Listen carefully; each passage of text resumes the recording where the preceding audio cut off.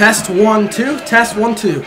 Well, good evening, football fans. Welcome live to Greenwood High School for tonight's IHSAA Class 4A Regional Championship between the visiting Mississinewa Indians and the Greenwood Woodmen, who host tonight's tournament. Dalton Bishop alongside Ryan Scott. And Ryan, it's Mississinewa Greenwood for the 4A Regional Championship. Yeah, Dalton, you never think Mississinewa will make it this far. They played good against Marion. They played good against Western. Let's see what we can do here tonight. Yeah, looking at Greenwood's schedule and looking at their roster, I'm telling you what, this team is tough. They've played one 6A team in Perry Meridian. They beat them 34-7.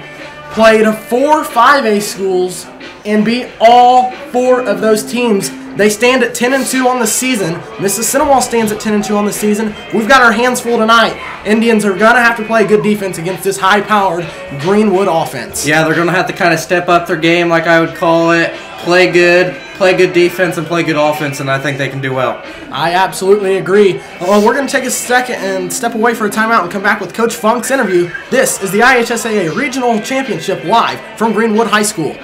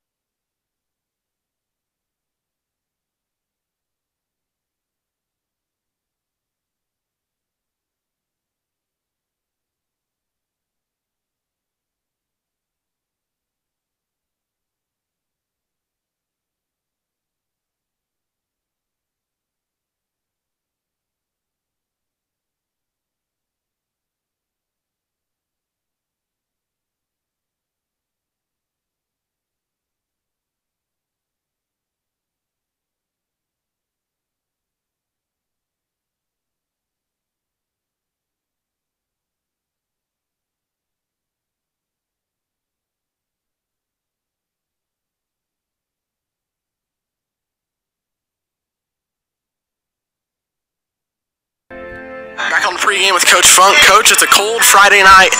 You know you're deep into the tournament when you're bundled up in 4 or 5 layers playing a regional championship. Kind of tell us what you know about Greenwood. Greenwood, they're an outstanding football team. Great program. Coach Campbell's done a great job here at Greenwood. They're balanced on offense. Tremendous, run, pass combination. They got a stable of backs, 3-year starter at quarterback, terrific looking tight end. Defensively they run a 4-3, do a really nice job with that 4-3 defense. Got a good front 4 there, and then they got 3 solid linebackers. We're going to play our best football game of the year if we want to continue to play on in this tournament. What was it like to see Cade Campbell get that interception at the end of the game last week? Words can't even describe it. I mean, just how happy I was for our kids. And, Cade, that was a big-time high school play, and one that he's going to remember the rest of his life. And, people at Mississinewa are going to remember the rest of their lives as well, because, he became a legend that night through his performance on offense, and then the pick to seal it, just so fitting. What's been the emotion in practice this week? Same as usual. We don't get too high or too low really with this team. I mean, it's kind of honestly, I would say our mentality in practice is the same it was week 5, week 6, week 7, week 8. This team, not much phases them. It just kind of another day. They're excited to be out there practicing, and I think they want to win Friday night to get another week of it. Is everybody healthy for tonight's game? Yeah, we got a couple seniors, Brandon Hewitt and AJ Cragen, that will be dressing, and they're kind of fighting some minor injuries. But other than them two, everybody else is healthy. Coach, thank you for your time and good luck tonight. Hey, thank you very much. Appreciate it. Back after this on the Tribe Sports Network.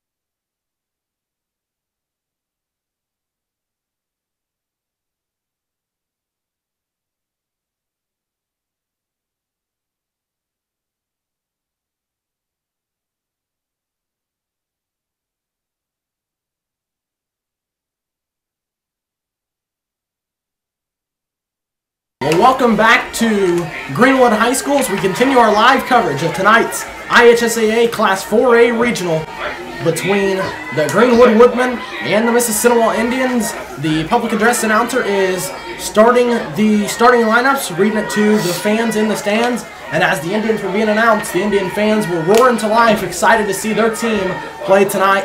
Ryan, what do you think about this crowd on this very cold Friday afternoon? You know, it's very cold, and we're even cold up here, but we have an amazing crowd for us, and for Greenwood, we have a pretty good crowd for them too. So I'm excited. You know, the great atmosphere of being an Indian, and I'm excited for this game. Yeah, you know, like we said, looking at the Greenwood roster, I look at number 86, Connor Batinu. He is a senior. He's a tight end, 215 pounds. He's 6'3". They've got some size looking at their team. They've got the size, and they definitely got the strength. Yeah, they're a pretty big team and a pretty fast team, and so is Mississinewa, and it's going to be a pretty interesting and fun matchup tonight. Yeah, looking at Greenwood's offense, their quarterback, Seth Goldman, he's a senior, 6'2", 190 pounds, and he's ready to go. You know, it's kind of hard to hear with how loud the crowd is tonight, so if you hear us get a little confused up here, that's why, because we can't hardly hear one another, and we're sitting right beside each other. And here comes your Mississinewa Indians! We are ready to go. The Indians are taking the field along this side of the sidelines. So it's pretty neat what Greenwood has going on here. We've got our own press box being on the visitor's side, and on the other side you've got Greenwood's media along with their local radio station, and along with the Mississinewa local radio station. You can hear the Mississinewa radio broadcast over on 1400 WBAT. I got a lot of photographers from our local area over here as well. Glenn Divot is here, along with the Marion Chronicle Tribune, Scott Hunt. You know, Ryan, like I heard in the interview, I talked to Coach Funk. He said, we're going to have to play our best football. He's fired up. The team's fired up. The fans are fired up. Yeah, it's going to be a very good game. And like Coach Funk said early in the pregame, this is when they show off all their talent and play as hard as they can. Going to go ahead and read you the lineup for Mississinewa of what we do know. Starting at the center position, he's 6'4", 230 pounds. He's a senior, number 65, Weston Lockwood. He's going to snap the ball tonight. At the tackle positions, a 6'4", senior, 265 pounds, number 70, Evan Wilkins. At the other tackle position, a 6 foot, 255 pound sophomore, number 79, Skylar Tackett. The guards for the Indians is a 5'9", 175 pound senior, number 67, Tice Nicholson. And at the other guard position, a 6'1", 215 pound senior, number 51, Dustin Patton. That is the offensive line for the Indians. Their quarterback, he wears numbers 13. He's a 6'2", 180 pound senior, number 13, Cade McCoy. The tailback for McCoy is the hero from last week, a 5'6", 150 pound sophomore, and last week's legend, number 35, Cade Campbell. The wide receivers for the Indians is a 5'8", 160 pound junior, number 21, Heisman Skeens. To his other side, he is a junior, 6'3", 175 pounds, Jashawn McClung. And the other receiver, we've got three receivers. The third receiver, the 5'10", 160 pound senior, number 88, Hunter Smalley. The tight ends for the Indians is a 5'10", 205 pound senior, number 10, Jay Jones. And at the other tight end position, a 6 foot, 215 pound sophomore, number 31, Andrew Cruz. The Indians are coached by Kurt Funk in his 9th year at the school. The Greenwoods, coached by Mike Campbell, do not know their starters, but we are just about ready to get underway. We're 2 minutes away, and so we'll take that 2-minute timeout and come back with the start of this regional championship. This is the IHSAA Class 4A Regional Championship, live from Greenwood High School.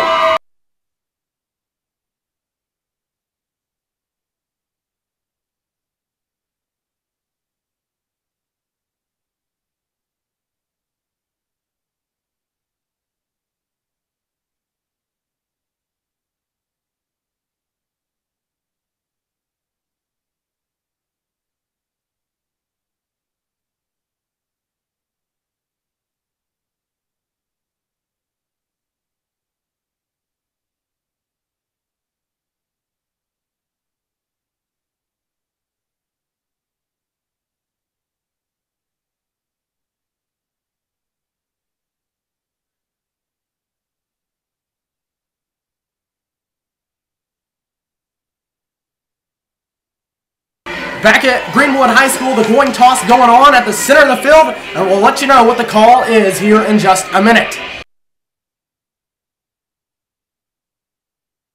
Greenwood has won the toss.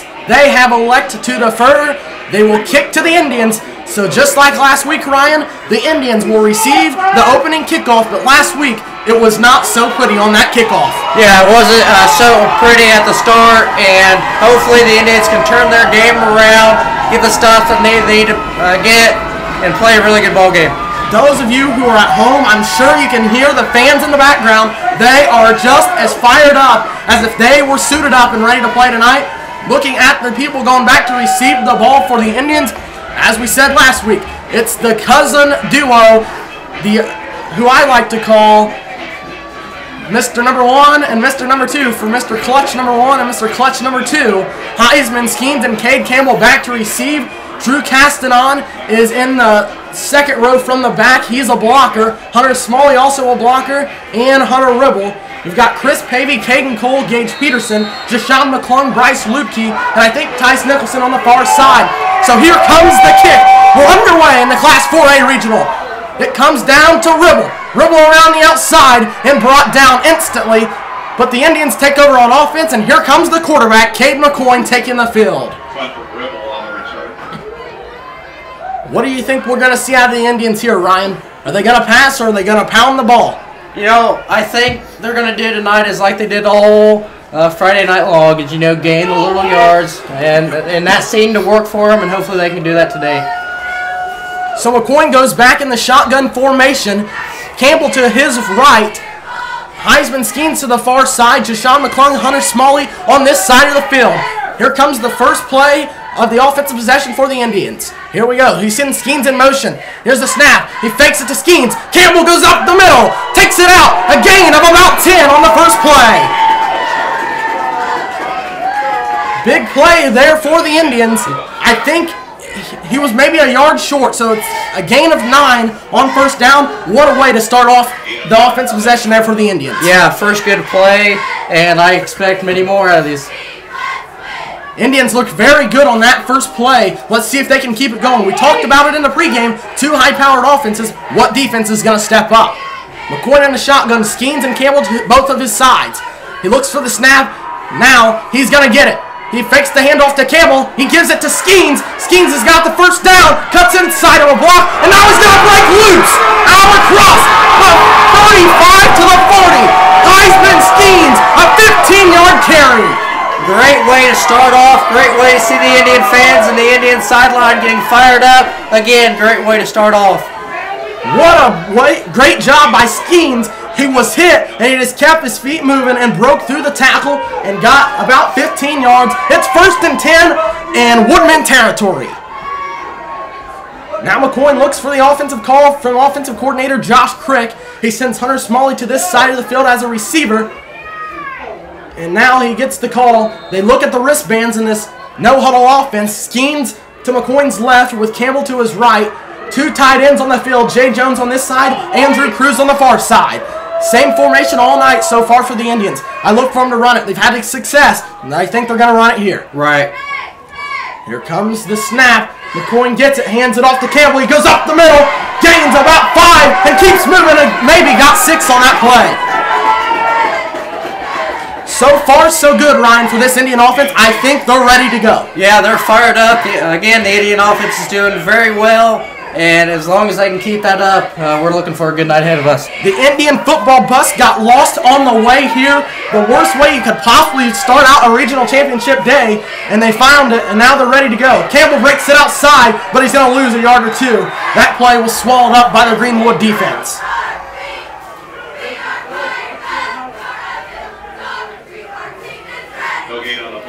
So, like I said, the Indian bus got lost on the way here of all things, Ryan. You're going to play for a regional championship, and that's the way your day starts. You're thinking, oh, man.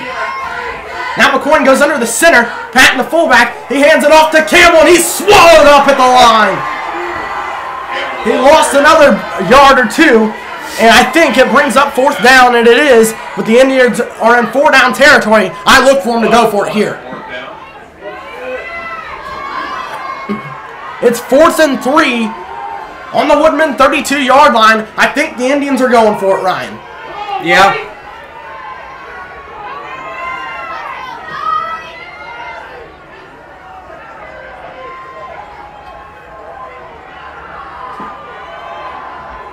There's all kinds of confusion going on, and now the Indians are lined up. Skeen's in motion. He tosses it to him. He cuts inside, around the outside. First down and more. He may go. Cuts inside. He's a yard or two short from scoring a touchdown. Another very good run, and again, an excellent run, and way to gain those yards. It's 1st and 3. He's 3 yards short from taking it into the end zone on a 4th down run. What a play by the Indians, and good blocking from the line. It's 1st and 7, actually, at the 7. And man, when he dove forward, it looks like he was almost in the end zone, but he must have been out of bounds. McCoy goes under the center, Patton the fullback, Campbell the tailback. Now Patton looks at his play card to make sure he knows where to block. Now Cruz comes off the line. And here comes the snap. It's a pitch to Campbell around the outside. Gets a block from Patton. Goes inside. And I think he's in. He's a yard short, and the Indian fans are booing the officials. They do not like that. You know, Dalton, we sold that last Friday, too. You know, I think that happened to 2 or 3 times for us. We're a yard away from that touchdown. They called us back. Here goes McCoy under the center. He dives forward. I think he's in. It's a touchdown. Touchdown, Indians. Cade McCoy, a 1-yard rush. Indians score. That's a great way to start off for the Indians, and hopefully they have many more to come. But again, great run, great passes, great defense. We'll get to those touchdowns. 6-0 Indians. 8:37 left in the first half, or in the first quarter, and Sam Tarpon to kick the PAT. Normally see Soliday in this situation. And here comes the PAT. This one is up and right down Broadway. 7-0 Indians. 8:37 left in the first quarter. We're back after this on the Tribe Sports Network.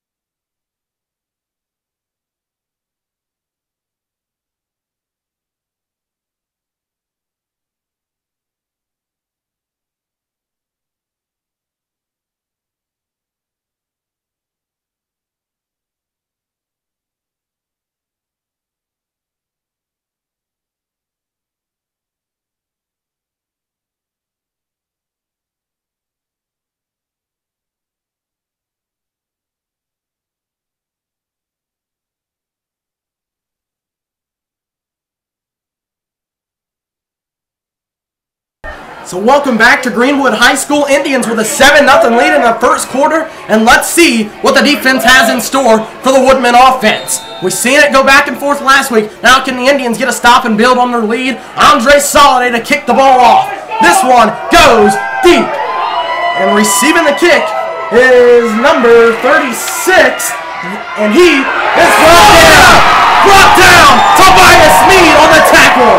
That was number 36 on the carry, Dylan Cloyd, and now the Woodman offense come onto the field, and I'm telling you what, Ryan, looking at the sideline and looking at the players, this Indian team is fired up and ready. Yes, they are fired up. They've made, of course, that touchdown, very good defense, very good passes, and they are ready to go. I've got one thing to say. If you're a Woodman fan, you've got to be worried of what's going to happen, because I'm telling you what, if the Indians keep up what's going on now, it's going to be a long night for the Woodmen. Back to pass is Dolman. Now he looks to scramble. Patton swallows him up.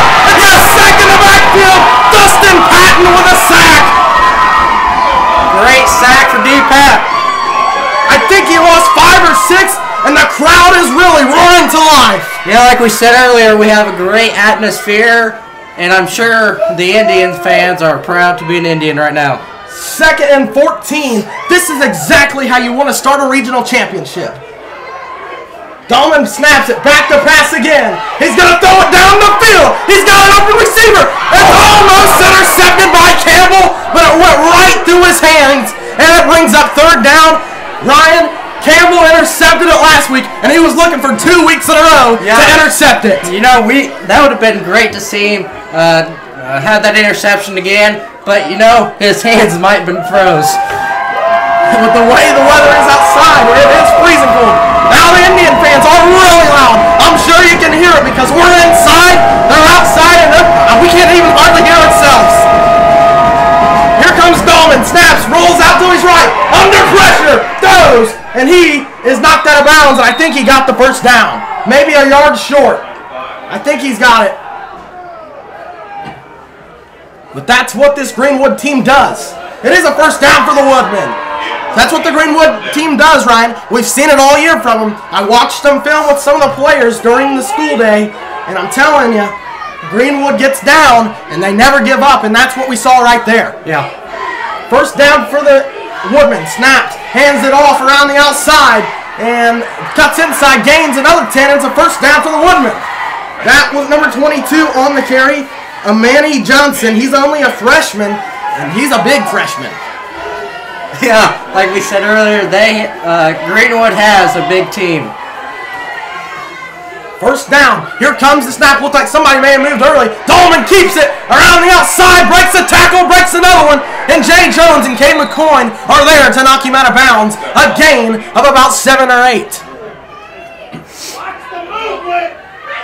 We just heard the Indian fans say, watch the movement. Like I said, Ryan, I thought I seen somebody move early in that backfield.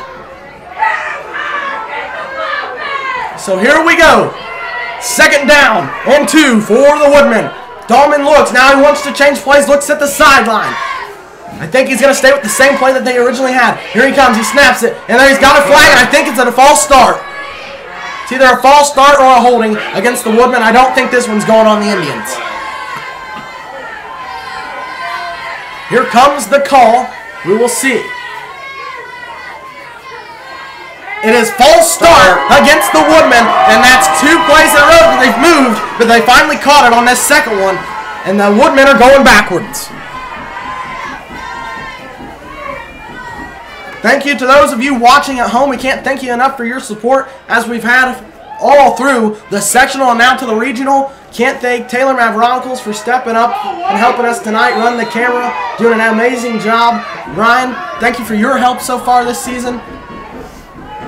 I want to give a special shout out to Assistant Principal at R.J. Bass Middle School, Brody Burbank, and the rest of the Scott family for tuning in tonight at Gas City.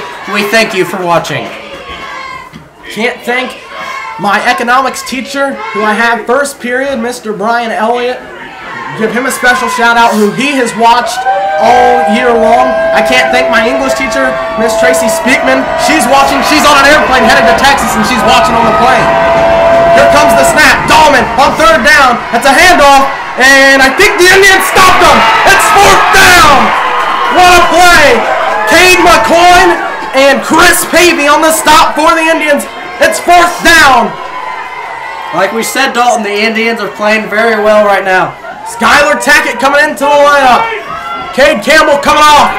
It's 4th and 1. You've got to get a stop. Indians get a stop here. It's going to be huge. Here's a handoff. He's hit, and I think he got the forward progression and got the first down. It is a first down for the Woodmen.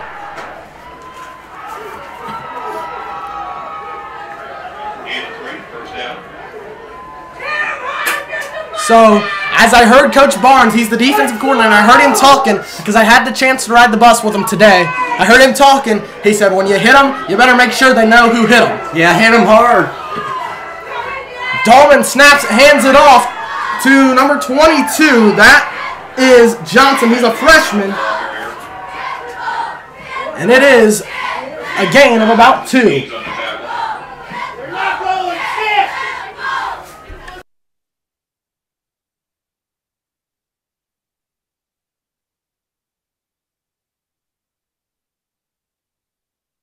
So, now the Woodmen look for their offensive play. Dahlman gets the snap, back to pass. He throws, he's got a man, and he is brought down by number 35, Cade Campbell, on the stop for the Indians. It brings up first down. It is a first down for the Woodmen. and the chains move. Got another shout out to give. The McKee family is watching as well. Riley McKee plays girls basketball, softball, and volleyball for the Lady Indians. So shout out to the McKee family. Thank you for your support. And also a shout out to the one and only Craig Levitt and his family as they're tuning in tonight. And all of you, thank you for your support. Craig Levitt, arguably one of the best barbers in the state, maybe not even, maybe the country. Well, you know, if you look at my hair, it might be a little messed up because I'm not going tomorrow, and he's a little mad, but he can deal with it. Dolman goes under center, and a handoff to Johnson. He goes forward and brought down after a gain of 5, met by Cade McCoy and Jay Jones. It's 7-0. 4:30 left in the first quarter. Under the center, hands it off. I don't think this is Johnson. It's not. It's number 35, Nick Willman, and he's hit after a gain of 1. Also, varsity boys basketball point guard Connor Wilson watching as well.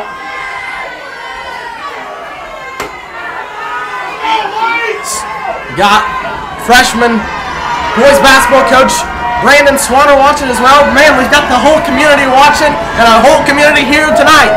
Here we go, 3rd down, snap, hands off, and he's met at the line. Kyler Funk with a big tackle on 3rd down. 4th down, and I guarantee you one thing, Greenwood's going for it, and a stop here would be crucial for the Indians. I thought it was 1st and goal. They got the 1st down. It's 1st down for the Woodmen. I didn't see the official standing there with the sticks. Now it's 1st and goal. 3 stops here, and you're in good shape. The fans want another false start. They think the Woodmen are moving early. I haven't seen it since. Dolman keeps it around the outside, cuts inside, and he takes it in for a Woodman touchdown. It's 7-6.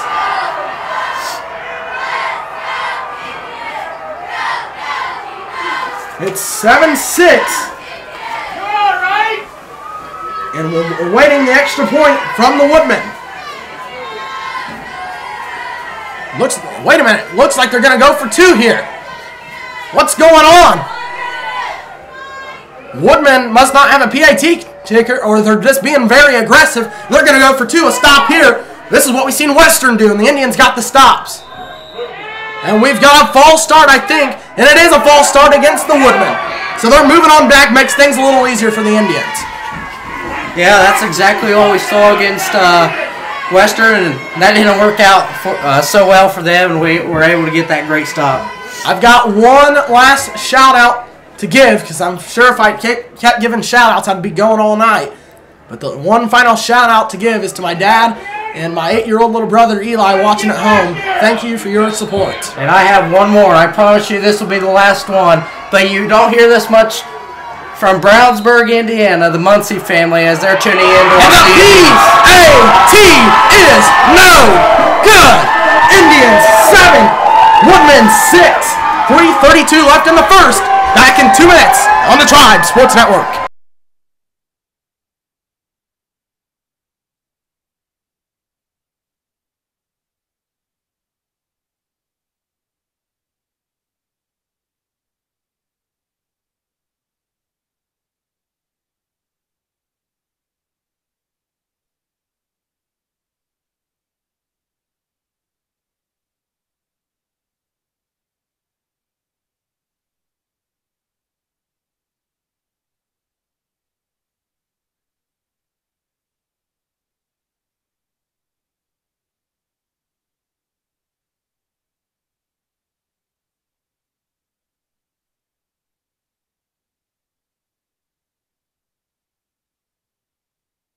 Welcome back to Greenwood High School. 7-6, Indians lead over the Woodmen with 3:30 left in the first quarter. Here comes the kick, and this one goes to Heisman Skeens at his own 30.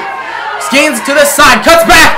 He's going to get across the 30 out to the 35. If he could have broke loose, he had a wide open field ahead of him. Yep. It's just the kicker to beat. Straight open. If he didn't get stopped there, he would have been gone. Can't thank Mississinewa Community Schools and Brooks Holloway enough for letting us come and do this tonight. Greenwood did not have any internet. We went out, we got 2 hotspots, one that we're using right now and one just in case this one was not working. We were going to do everything we can to give you tonight's game. Under center is McCoy. He hands it off to Campbell. Spin move, breaks loose and gains about 2.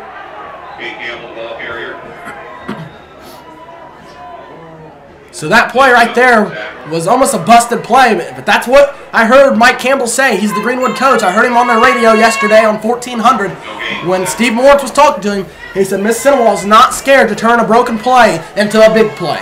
And we seen that last week. Yes, we sure did. And those turned into excellent plays. McCoy back in the shotgun. That's what play was working best, was in a shotgun formation. Campbell to his left, Skeens and Smalley on this side as the receivers. McCoy snaps it, hands it off to Campbell, who breaks loose, gets a block, gets another one, out across, first down and across the 50. Takes it in the Woodman territory. What a play. Good blocking from Heisman, Skeens, and Hunter Smalley.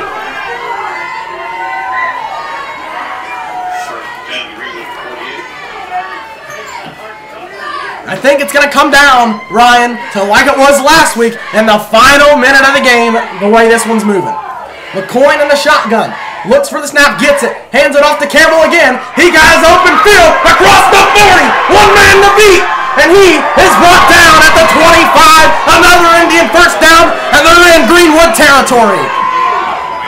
The Indians have made a lot of great runs, and we didn't see that at the beginning of last Friday, but we're surely seeing it here today. 2:15 left in the first quarter, 1st and 10 on the Woodman 24. McCoy gives Smalley a sign. Smalley and Skeens, the receivers to the far side. McCoy gets it, pitches it to Campbell around the outside, and this time he's brought down. We got a flag, and it might be against the Indians, which means the ball's going to go back even farther. Let's see what the official call is. I'm sure Indian fans won't be too happy. It's a false start against the Indians, and I don't know exactly where they're going to move the ball. We'll see exactly where they mark it, and then we'll let you know.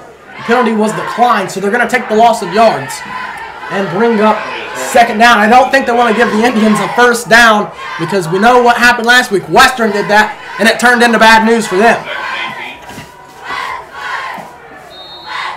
Kyler Funk exiting the field. Jashawn McClung coming on. It's 2nd and 18 on the Woodman 32. We've seen the Indians in this situation a bunch last week, and somehow, some way, they worked their way out of it. We've yet to see McCoy pass it. I think now would be a good time. McCoy snaps the ball. He's back to pass. Under pressure. He gets it to Jay Jones. He had it in his hands, and he dropped it. Right in the center of his hands. Jones had it, and then he dropped it. I don't know if that's one of those deals where he took his eye off the ball and wanted to turn upfield, but McCoy made a good pass. Maybe not the best of passes, but it was good enough to where Jones could have caught the ball. Let's see what formation the Indians go to. I'm almost going to bet McCoy's going to pass again here on this play with it being 3rd and 18. Smalley and Skeens receivers to this side with Campbell to McCoy's left. McCoy back to pass, rolls out to this side. Now throw it down the field. He's got Smalley! A big pass by McCoy, and now it's 4-down territory. You've got to go for it, Ryan, if you're Mississinewa. Yeah, you got to go for it because McCoy threw an amazing pass, but Smalley did not get enough room to handle that ball. A 14-yard pass from Cade McCoy to Hunter Smalley brings up 4th down and 4 yards to go. It was 4th and 3 when Campbell had that big run. McCoy under center. He calls out the lineman's block schemes. Now he goes back. Looks for the snap. He gets it. Hands it off to Campbell. Around the outside. Cuts in. I think he's got it. The chains are moving. And it's 1st down, Indians. You know, we said this earlier, great start by the Indians.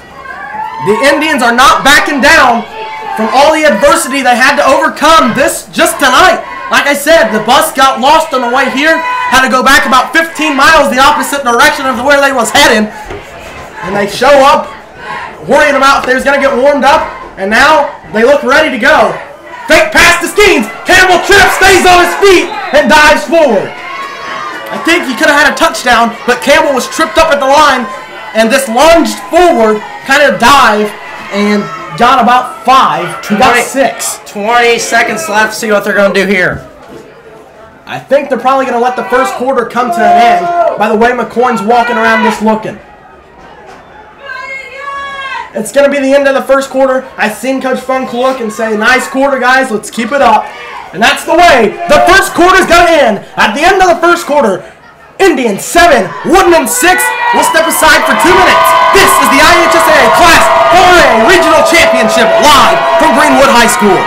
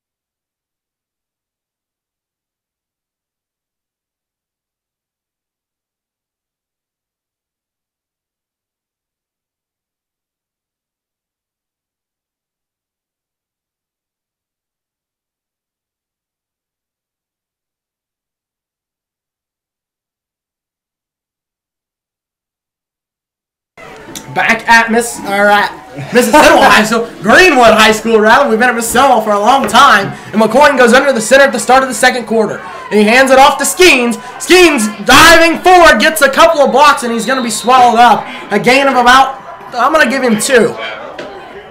I think it's going to be 3rd and 2.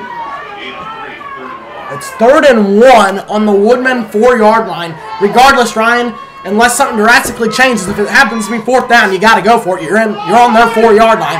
So if you do turn the ball over, they're pinned deep in their own territory. Right. McCoy under the center.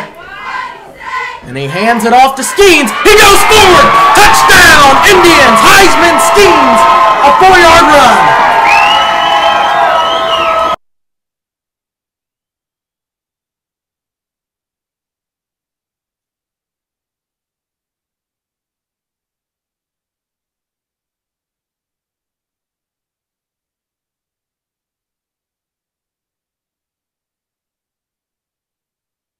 (13-6) Indians with 11:20 left in the first half. Sam Tarpon with the PAT on the way. This one is up and right down the middle. It's 14-7. Indians with the lead. 11:20 left in the first half. We'll give another special shout out to high school's principal, Steve Porter. So thank you for all that you do for our corporation and letting us be here tonight. We had some issues on the way here on the varsity bus. Like I said, Ryan, the team got lost on the way here, had to turn around and go back the other direction. We get here to set things up, have a cord to bring you the live video that's just bent almost in half. And we talked to our producer, Brooks Holloway, trying to figure out what we're going to do to bring you guys the action. And Mr. Clutch comes in handy tonight. That's our principal, Steve Quater, and he found us a cord on the way here. and somehow got it to us in time to give you the live action. So thank you to him.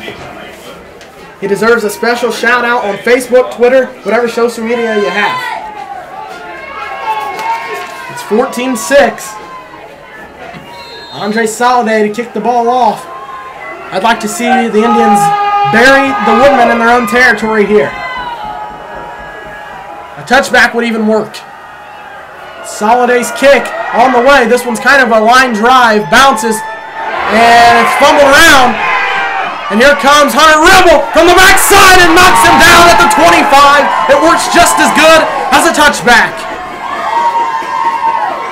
On the carry was Dylan Cloyd. And he was knocked down by Hunter Ribble. He came around from behind and just wrapped him up and threw him right to the ground. Yeah, an amazing stop. We've seen a lot of them already. We just saw another great one. Thank you so much for Greenwood's concession stand for the hot chocolate. It is fantastic on a night like tonight.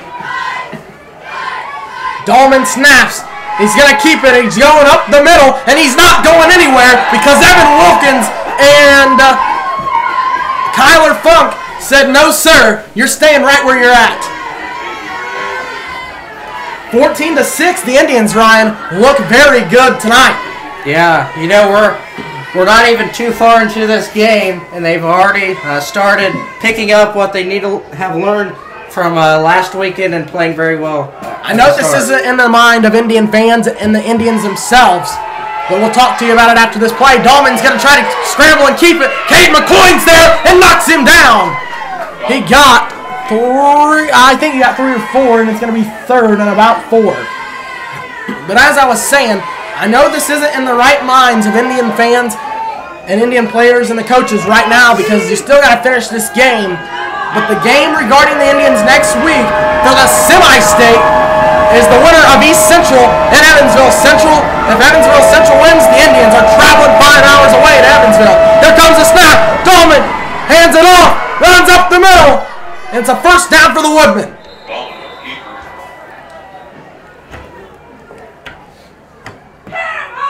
Let's see where they officially mark him. It is first down, though, on the 38 of the Woodmen side. So, Ryan, right now, I think the Indians are doing an excellent job. It's just, you know, Greenwood's matching the intensity. Yeah, like we talked about this in the girls' basketball game Wednesday. Greenwood matches Mississinewa very well. Let's see. There's a carry by number 22, Armani Jones, and he got 8 on that carry. It's 2nd and 2. The Indian fans have been yelling, watch the movement all night long. And it looked like he moved again. Johnson keeps it, and he got the first down at the 50. But, Ryan, I think that's something we've got to discuss. You know, the officials can't hear us, but, you know, obviously if you can just look from... You know, it's hard to do it from on the field, but when you're up as far as we are, it's easier to see it. But every time Greenwood goes to snap the ball, their running back, Johnson, just moves every single time before the ball snapped. And that's a false start plain as day, and he did it again. This time, Kyler Funk is there, and so is a bunch of other Indians, and they said no. On the carry was number 35, Nick Willman. And like I said, Kyler Funk was there to meet him, and Kyler Funk said, "Sir, you ain't going anywhere." 14-6, Indians with a lead with 8:45 and counting in the first half.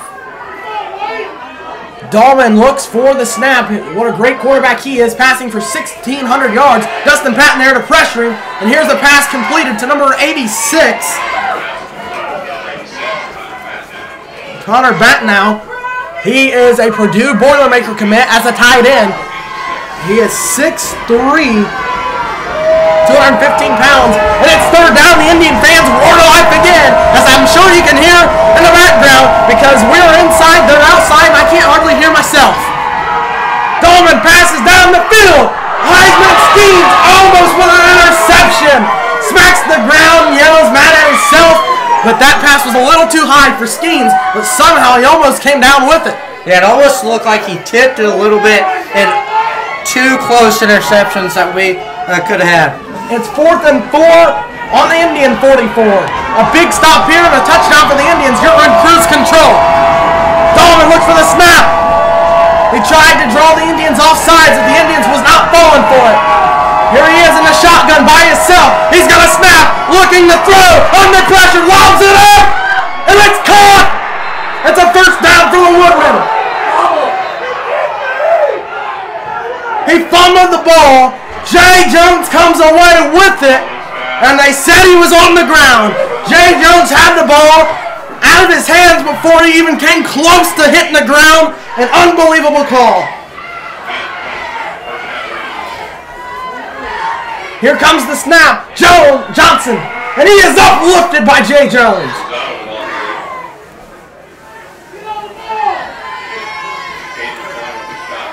It was Kate McCoy and Jay Jones on that stop.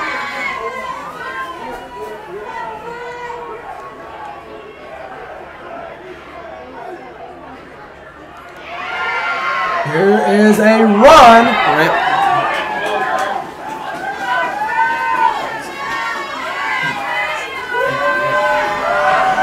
Who had the ball there? That was number 35, Nick Woman, and he was met. And again, 3rd and 5. Brought him back some. Ryan, just listen to this Indian crowd. I can't even hardly hear what you're trying to say to me. I know you can't hardly probably hear what I'm trying to say to you. The atmosphere is great, and they are very proud to be an Indian, and we're so thankful for... Dahlman keeps it. He stopped a yard or two short. I think it's going to be 4th down. It is. It's 4th and 1 or 2. It is 4th and 1. Let's see if the line and the linebackers can get in there and get the stop, because listen, folks, I think the crowd's going to get loud, and just as I say that, they're roaring back to life. Coming to their feet, clapping, hollering, all that they can do. Indian fans rising to their feet across in front of us. They're stomping their feet, they're clapping their hands, and a handoff, and I think he's stopped! I think he's been stopped! I think he is stopped. I think it's a turnover on downs. Let's see. No way! Indian fans are yelling, no way. No way! Oh my goodness, Ryan! They have given the Greenwood 1 minute first down. Oh my God. What an unbelievable call. And The Indian fans, the Indian sideline are in disgust. I don't even know how you could call it like that. He was hit and drove backwards about 5 yards, and they said he was forwards. Here comes Dahlman under the center, hands it off, and going up the middle is Woolman, and he's dropped. It's been like that on 2 consecutive 4th down calls that has really hurt the Indians. You can't blame it on the officials for losing you the game, but on 4th down you can blame it on them. Yeah.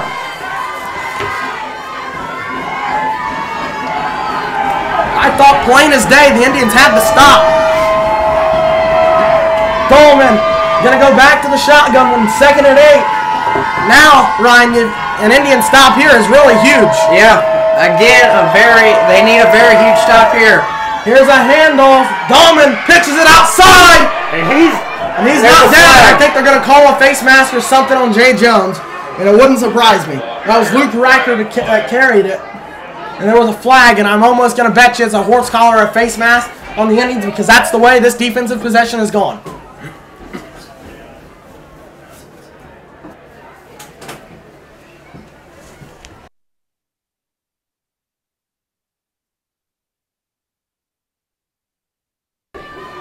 So the officials talking about it.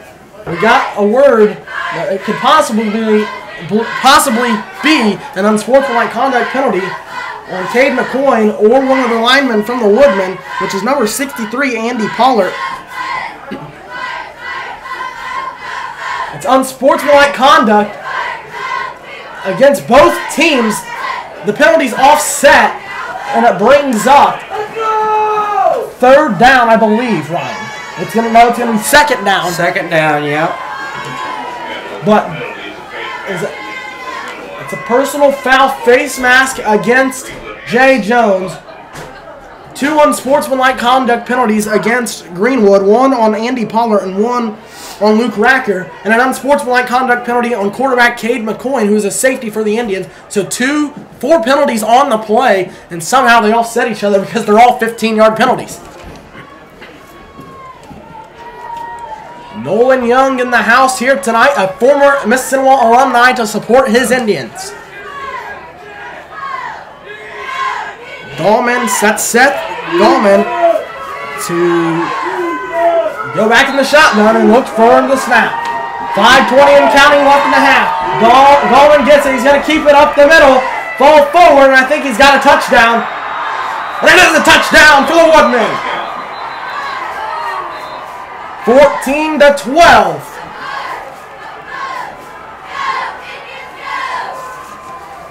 The Woodmen missed the PAT last time.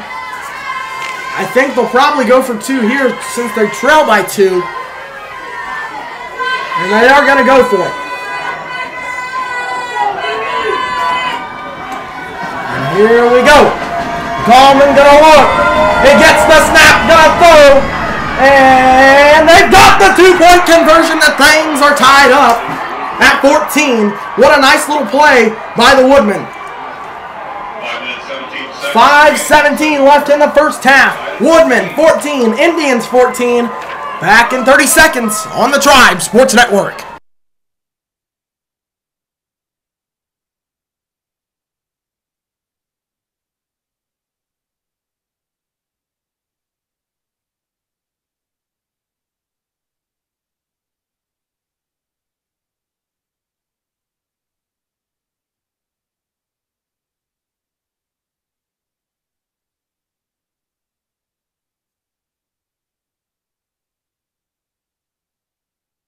Welcome back to Greenwood High School, and I'm going to turn things over to Ryan Scott. He's got an Eastbrook Panther update. Panthers leading Lapel 28-7. So the Eastbrook Panthers representing Grant County as well in the regional championship. Grant County being represented well by 2 powerhouse teams. Indians are tied up with Greenwood tonight, and Eastbrook is leading all over Lapel 28-7. Here's the kick. And it goes to Cade Campbell at the 30, to the 25. He's going to break it outside. He cuts inside, gets to the 30, and that's where the Indians will take over on offense. I like Campbell's idea to try to break it around the outside and go up the field. Yes, very good move. Again, like you said, I like that move too. He's cutting back and trying to get that space open.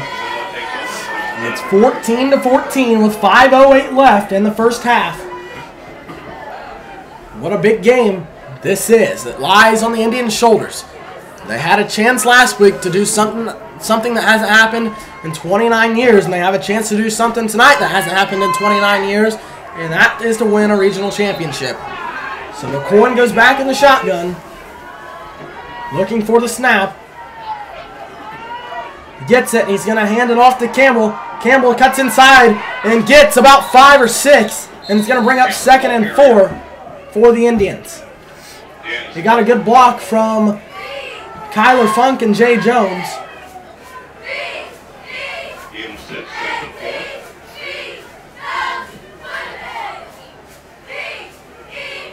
(14-14), 4:40 and counting left in the opening half. Greenwood projected to win this game 38-28 according to John Harrell. McCoy back in the shotgun. Campbell to his left. Gets the snap. Fakes the handoff. Now he's back to pass. Going to launch it deep. He's got Skeens. And Skeens somehow catches it. What an amazing catch by Heisman Skeens. There was 2 defenders there. McCoy floated it over top of one. But there was another defender there. Skeens came back and caught it. The defender wasn't even paying attention, so either way I think it was going to be pass interference, but it was a no call because Skeens caught it. McCoy snaps it, hands it off to Campbell. He's hit at the line and still goes forward for a gain of 2.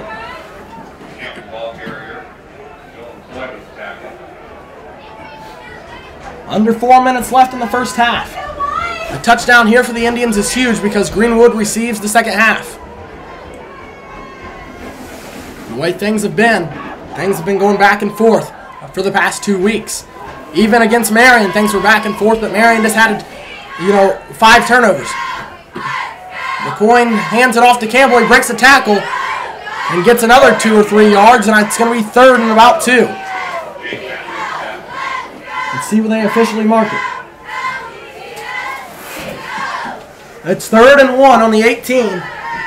Either way, like we said earlier, you got to go for it if you're the Indians, if it comes 4th down. Right. Here comes the snap, and it's going to be a false start against the Indians. The Indian fans have looked for the false start to be called all night long against the Woodmen, and they somehow see the Indians move, but not the Woodmen. Maybe it's because we're in white and they're in green. Maybe we stand out too much. Or maybe we're in Greenwood, Indiana, and not Gas City, Indiana. Yeah. It is a false start. I'm almost going to guarantee it. It is a false start against the Indians, and it's going to be a 5 or 10 yard penalty. Hey, make sure you call it both ways! And as you just heard, I'm sure the Indian fans are yelling, make sure you're going to call it both ways. It's 3rd and 2 is what it says, but I think it's a little bit more than 2, Ryan. It might. It's going to be, like you said, a little bit more, if not a lot more. It says 3rd and 2 on the 18, but that's where they were just at. It was 3rd and 1 on the 18. But now it's 3rd and 6.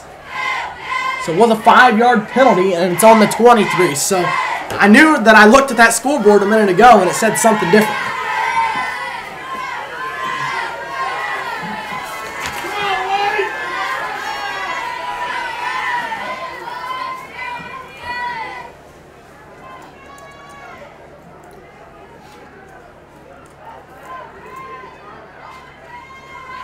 So the Indians, the Indian fans are really upset at the officials because the officials over there talking to Greenwood, and the Indian fans yell, "You will just want to give them a timeout?" So the Indian fans know what's at stake tonight for their Indians, and they're taking it very seriously. McCoy sends Skeens in motion to this side. He gets the snap, drops back the pass, and hands it off to Campbell, and he's met. And he didn't really get anywhere. Maybe 2 or 3, and it's 4th down. And with the kickers that you have of Andre Soliday and Sam Tarpon, in this situation, Ryan, would you possibly try a field goal, or is this a little bit too far? I think you might want to go for it here. It's 4th and 3. It was 4th and 3 earlier. I'd have to agree that you possibly would want to go for it. I know Soliday and Tarpon would like to kick that field goal, but to win the game, I think you're going to have to go for it here. The game's still got 2 quarters left, but the way it's going, you got to stay on pace. McCoy under the center, looks. He got one of the Woodman players to move. Now Skeens gets it around the outside. He's got a 1st down, but there's a flag, and I think they're calling a holding, and it wouldn't surprise me because they've been doing it all night.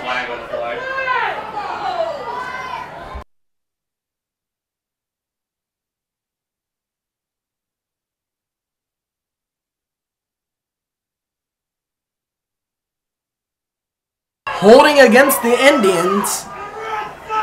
And, yeah, Indian fans not too happy. I look over here on the sideline. I see Weston Lockwood, the starting center for the Indians, banged up. It looks like it possibly could be a leg or a knee injury. And that's why senior number 77, Noah Wise, is into the lineup. I looked out there. I saw Noah Wise, and he was a center, and I was like, what's going on here? I did the same thing. And now it's 4th and 16, Ryan. And the Indians are still going to go for it.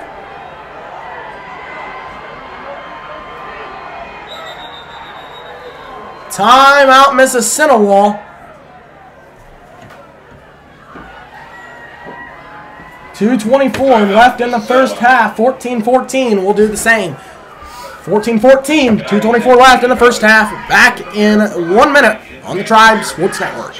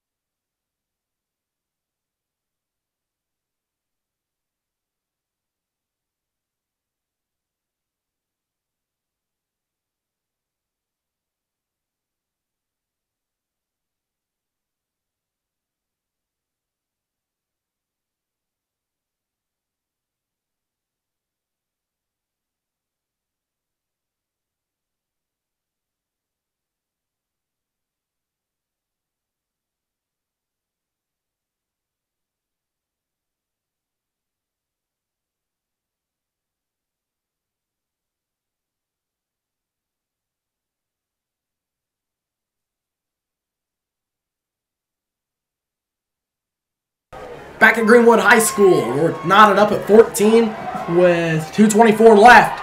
Indians are going to go for it with Cade McCoy in the shotgun. Cade Campbell to his right. Two receivers to this side is Heisman Skeens and Hunter Smalley. McCoy looking for the snap. He gets it. He's going to roll out to pass. Drops back, looking down the field. He's under heavy pressure. Now he's looking. He's going to have to get rid of it somehow. And now he's going to just try to keep it himself. And he's ran out of bounds. It's 4th down. And a turnover on downs for the Indians.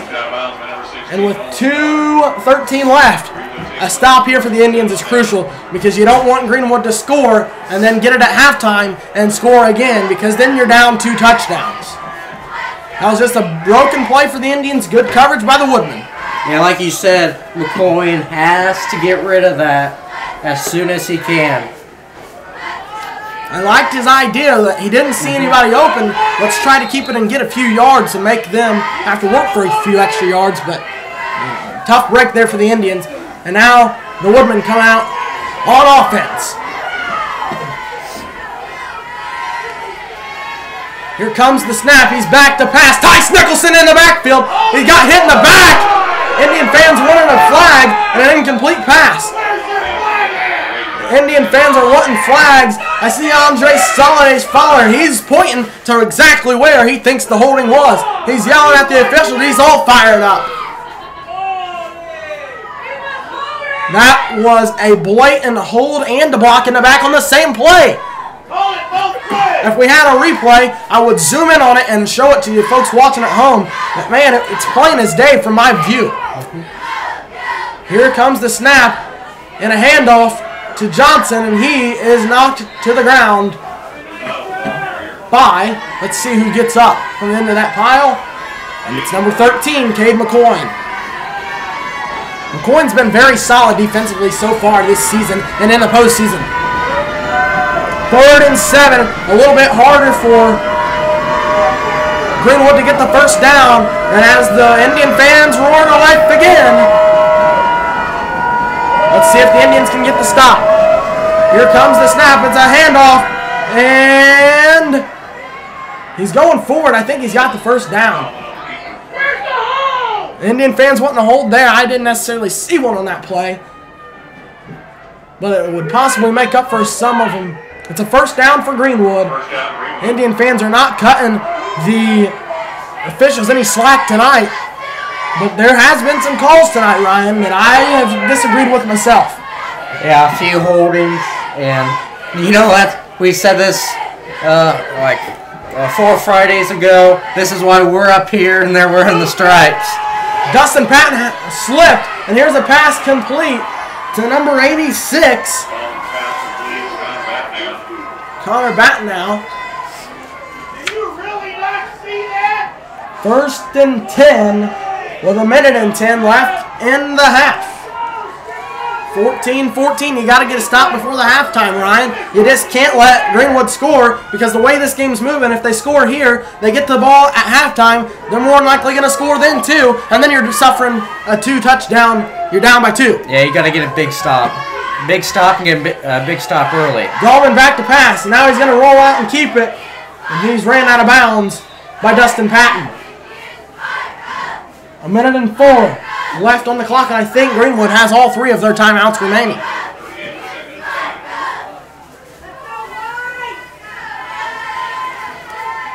You got to give a shout out to the Ole Miss cheerleading squad. They're out there in the cold cheering their hearts out as well. 2nd and 5, 1:04 in the left in the first half. Gallman back in the shotgun. I look for him to try to pass, and he will. He's rolling out. Looks downfield. He's going to throw. And Skeens knocked it away from the receiver, and it brings up 3rd down. Pass was intended for number 80, R.J. Myers. Indian fans still yelling at the official, "Where's the flag? Where's the flag?" They've been saying it all night. It's 3rd and 5, under a minute left, 58 seconds left in the first half. A stop here and a 4th down stop, and you're sitting in good, in good condition going into the half. Gallman snaps it, rolls out the pass, looking, gonna keep it, and I think he's gonna get the first down. He may be a yard short. If not, he's got it. He's got it. Chains are moving. Timeout Greenwood with 50.5 left in the first half, and we'll take a timeout ourselves. With 50 seconds left in the first half, we're knotted up at 14. Back in 1 minute on the Tribe Sports Network.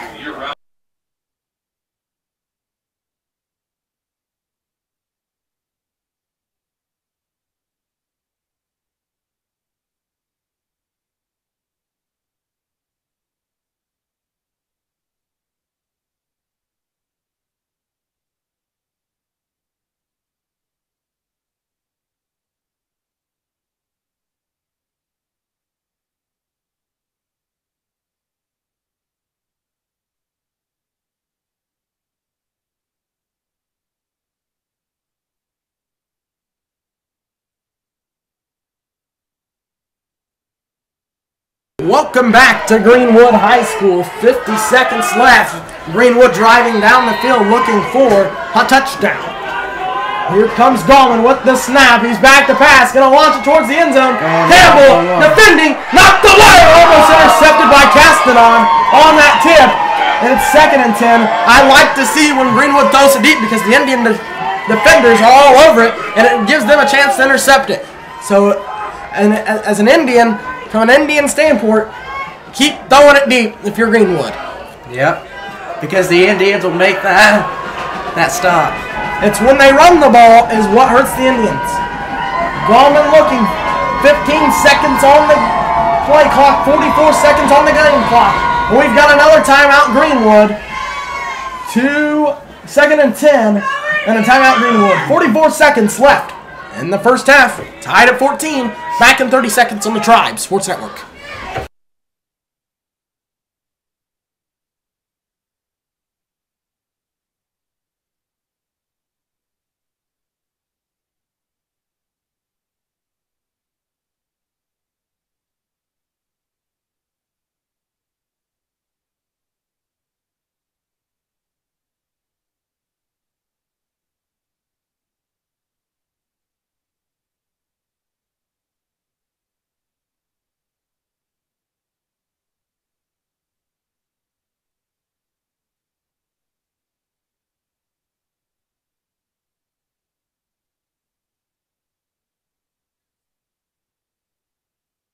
Welcome back to Greenwood High School. 44 seconds left in the opening half. Gallman looks for the snap on 2nd and 10. He gets it. He's back to pass. Going to throw across the field. Skeens almost intercepted. It's an incomplete pass. That looked like it was right in his hands for an interception. Skeens had it right on the tip of his fingers. Coach Funk very upset and yelling at him, "You've got to paw that ball in." Only 4 seconds went off the clock. 40 seconds on the clock with 3rd and 10 for the Woodmen. And this is what has hurt the Indians. 3rd and 4th downs. You've got to get a stop here. Here's Gallman back to pass again. Under pressure. He's throwing it. And it is caught. And it's a touchdown for Greenwood. R.J. Myers with the catch from 30 yards out. Greenwood takes their first lead of the game at 20-14.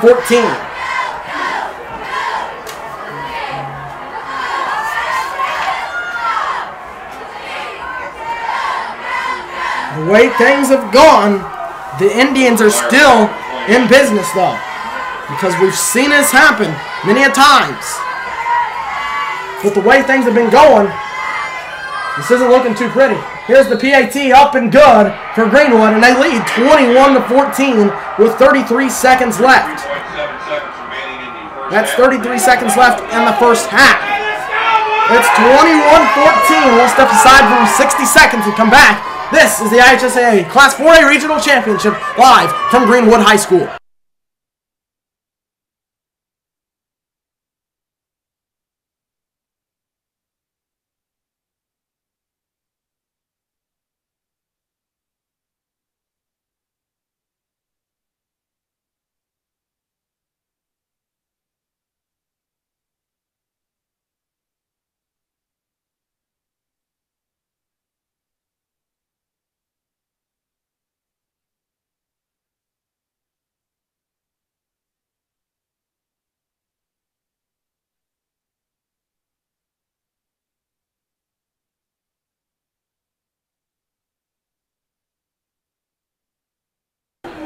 Welcome back to Greenwood High School, where there's 30 seconds left in the opening half, where the Indians trail the Woodmen by a touchdown, 21-14. And the kickoff is coming. And here comes the kick. It's a little kick to Hunter Smalley. Smalley gets it, cuts inside, out across the 35 and going forward. He's still going forward, and now he falls. Coach Funk wants a whistle for it to be stopped. The play stopped. Well, now there's 24 seconds left, and Cade McCoy coming onto the field. From this distance, I think McCoy can get it pretty close to the end zone on a pass. I've seen McCoy throw the ball 55 yards in the air. That's not catching and running it. That's in the air. So he's about 60 yards from the end zone on a pass. I look for him to try for the end zone here. Here comes McCoy, sends Campbell in motion. Gets the snap. Now he's going to pitch it to Campbell, and he is knocked down. And a timeout, I think, going to be called by the Indians, or they're just going to take it and go into the half.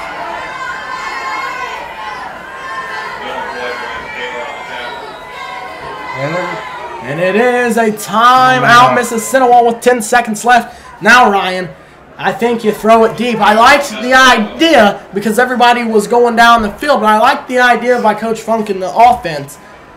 And so let's see what the Indians have in store here. Yep, like you said, throw it deep, and hopefully another Indian can grab it and take it into the end zone. We'll take a 30-second timeout and come back with the rest of this half, live from Greenwood High School.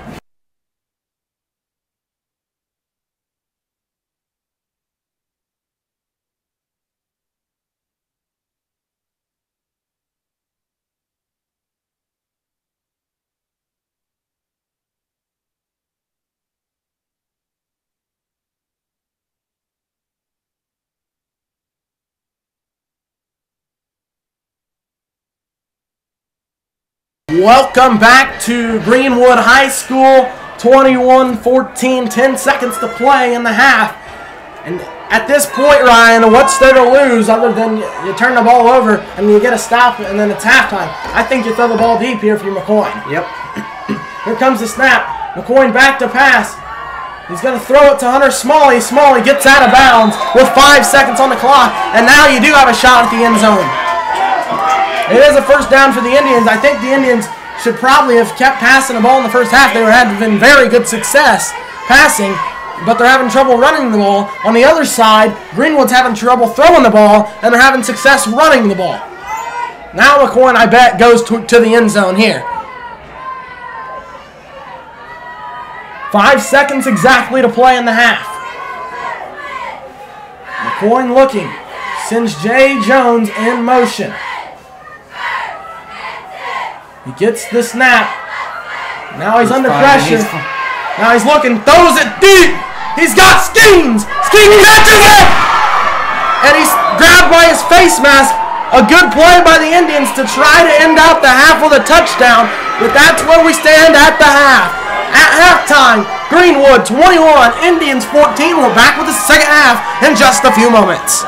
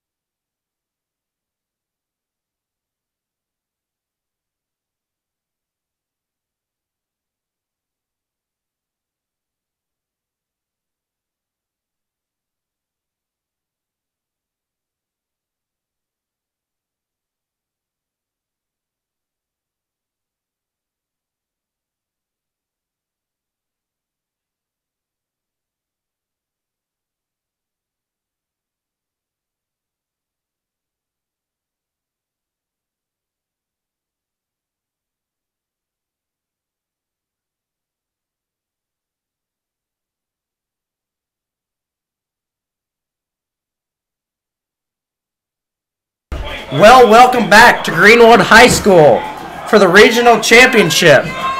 Just ending halftime, the Indians trail the Woodsmen 14-21. Dalton, what did you see that is good for the Indians in the first two? I definitely saw a lot of offensive momentum for the Indians. Definitely got a lot of potential the rest of this game. Things that I've seen from the Indians that they've got to fix, they got to get better on defense.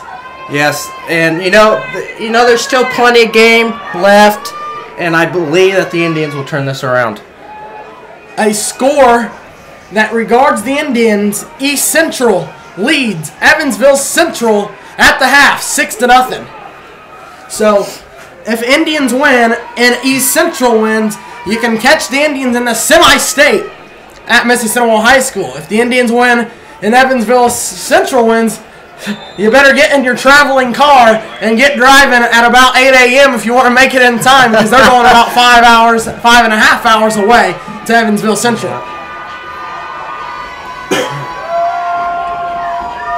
So here we go.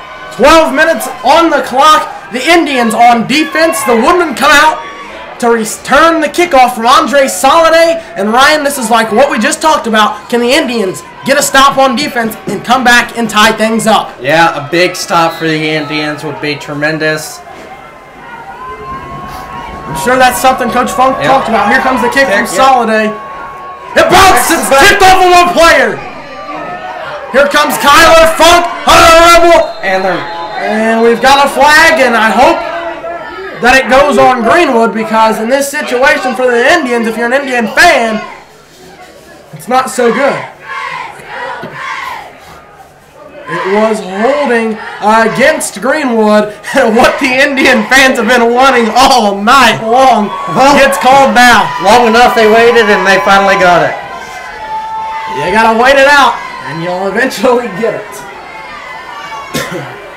About -15 degrees in the press box and about -16 outside of the press box. And we're still here to bring you regional action live from Greenwood High School with 11:53 left in the third quarter. Greenwood leads 21-14 as Seth Goldman comes out as the quarterback for their Woodmen, and they're ready to start their first offensive possession of the second half. And here we go.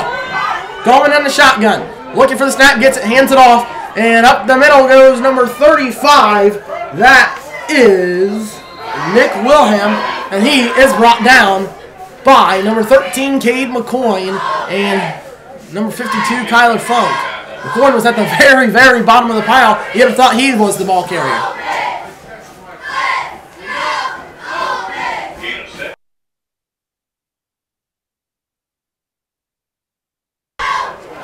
Gallman looks for the snap on 2nd down and 4.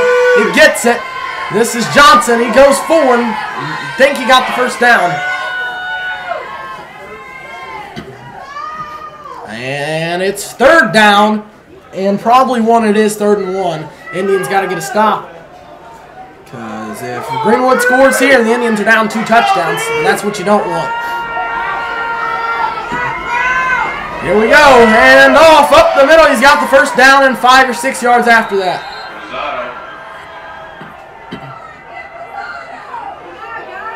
Tobias Mead enters the defensive lineup, replaces number 26, Chris Pavey.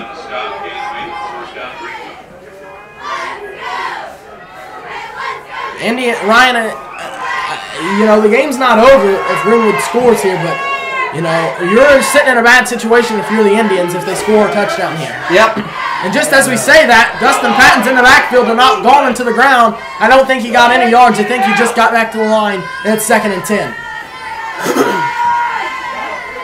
Again, thank you to those of you who are watching at home, supporting us tonight, as we'll bring you live coverage of the regional from Greenwood High School. Tomorrow night, we have Lady Indian Basketball live from Mississinewa High School. Can't thank Taylor Mavronicals for stepping up tonight and helping us out on the camera, doing a fantastic job. Gallman gets the snap, back to pass, throws. He's got a man. It's Raker. And I think he's a yard or 2 short, and it's going to bring up 3rd down. And let's see. 3rd and 4. Cade Campbell was on the stop. It's actually 3rd and 4. Yeah, 3rd and 4 on the 4-and-1. Indian fans really getting loud now. I think the Indians have got to get a stop here. Here is the handoff, and I think they stopped him. I don't think it's a first down. I think it's 4th down.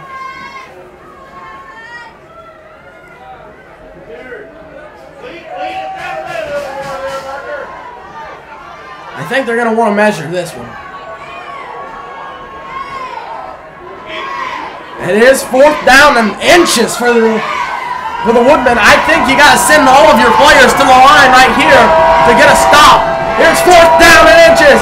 Coleman, hands off. He's running out of the backfield. Number 51, Dustin Patton, said you're not going anywhere. Turnover on downs, just what you wanted. And I'm telling you what, Dustin Patton leveled him. That's the hardest I've seen a player hit all tournament long, and Dustin Patton was there to meet him. Great stop on 4th down, and he hit him hard. That is what you need if you're an Indian. Dustin Patton timed it perfectly, and he hit Johnson and said, no, no, we want the ball. Here comes McCoy. He gets the snap, hands it off to Campbell. Campbell around the outside, gets to the line of scrimmage, and that's it. But good thing he didn't lose any yards. Indian fans are still chattering at the officials. They want a face mask. Sooner or later, the officials are just going to have enough. And eventually just throw a flag or say, you know, look at the fans and just tell them that's enough.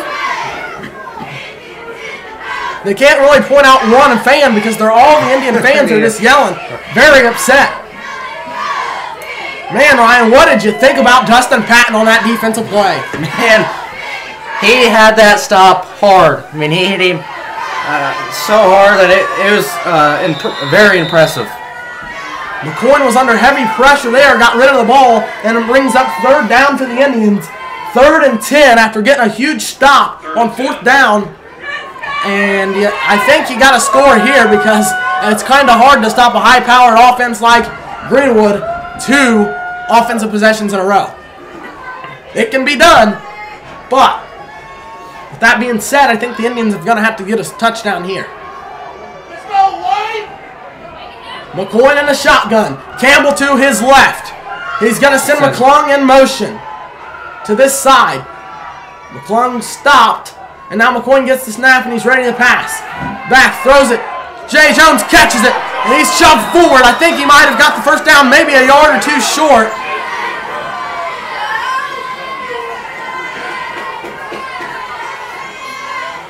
Jones was shoved in the back and then went forward. It's 4th and 1. I think the Indians go for it here, and they are.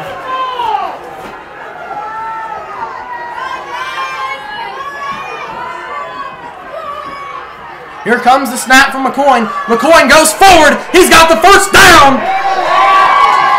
That's a first down, Indians, and they're headed into Woodman territory. What do you think about that, Ryan? You know, it all started off with a great tackle, and it's led from now. And if the Indians keep it up, they'll be in. The Indians feeding off of Dustin Patton's big tackle on 4th down, and that's what you need in a game like this. Yeah, that's what's leading up, and if they keep it up, they'll be just fine. McCoy pitches it to Skeens. He cuts inside, spins open, jumps over one. He's broken loose. It's a touchdown for the Mississinewa.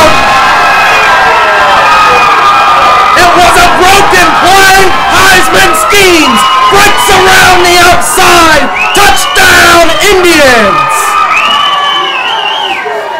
What a play! Heisman Skeens didn't give up. The Woodman gave up, and Skeens says, I'm taking it in for 6. 21-20 with 7:29 left in the 3rd quarter. It's a great way to come back from halftime with a touchdown. The PAT coming from Sam Tarpon. You've got to hit it. Here it comes. It's up. This one. It's good. It's good. So with 7:29 left in the 3rd quarter, Indians 21, Woodmen 21. We're back in 30 seconds on the Tribe Sports Network.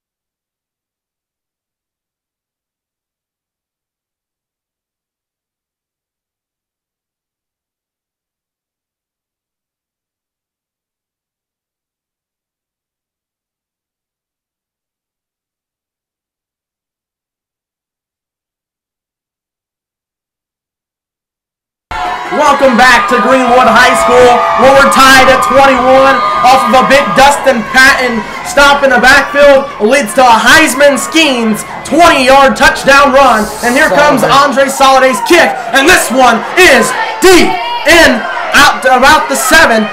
Indians, oh my goodness, he broke loose up the middle. Oh my goodness, that was a blown play. And then all of a sudden, Greenwood had a ton of momentum, had a wide open field ahead. And the Indians collapsed and tackled him. And now the Woodmen start the ball on the 36-yard line on the Woodmen side of the field.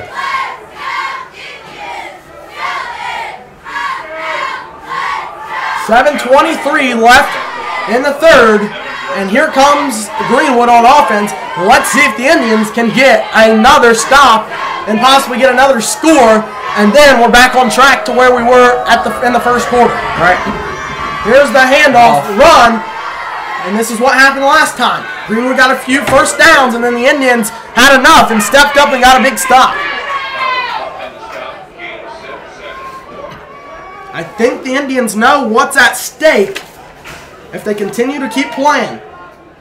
So we're all tied at 21 in the third. And here is a run, and I think a stop by the Indians brings up 3rd and 1, maybe 2. This is where you look for Dustin Patton. 3rd and 1. Here's the run up the middle. I think they got it, the first down, but the Indians, I think, have maybe stopped him a half a yard short, but I almost guarantee you Greenwood's going to say first down.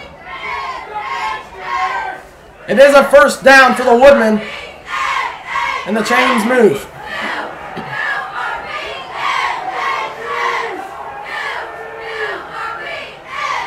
6:29 and counting. Tied at 21. But in this situation, you're in good. You are in good shape if you're just keeping pace with the Woodmen. Yep. Back to pass. Gallman under pressure. Going to roll out. Look to pass. Now Cade McCoy's there. And he is followed up by Heisman Skeens. Then Drew Caston. No, wait a minute. That's not Skeens. That was Caston on. And I think Jay Jones. No, Dustin Patton. They were all there on the stop, and it's 2nd down. Indian fans yelling, holding again.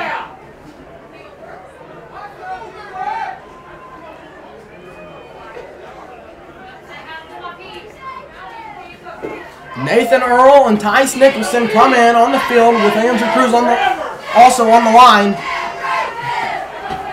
It's 2nd and 9 on the 48 on Greenwood's side. Here comes the snap. Gallman's going to keep it. He tries to go up the middle, and he is stopped. Guess who's there? Andrew Cruz there on the stop. Number 43, Tobias Meade, into the lineup for the Indians. Indian fans stomping their feet. They're roaring alive. They come to their feet down on the front row. 3rd and 7 at the 50. Let's see what the Indians can do here. Here comes the snap. Gallman rolls out to pass, throws it. And it is, I think it's incomplete. Oh my goodness, they called it a catch. They called it a catch. It bounced off the turf. It bounced off the turf, Ryan. They gave him a first down. I can't believe what I just saw. Only if we had instant replay. If we had instant replay and a challenge flag, we could, challenge that play. But now a false start's going to be called against Greenwood. And what the Indians have been looking for all night is a penalty for false start or holding, and they finally get one now.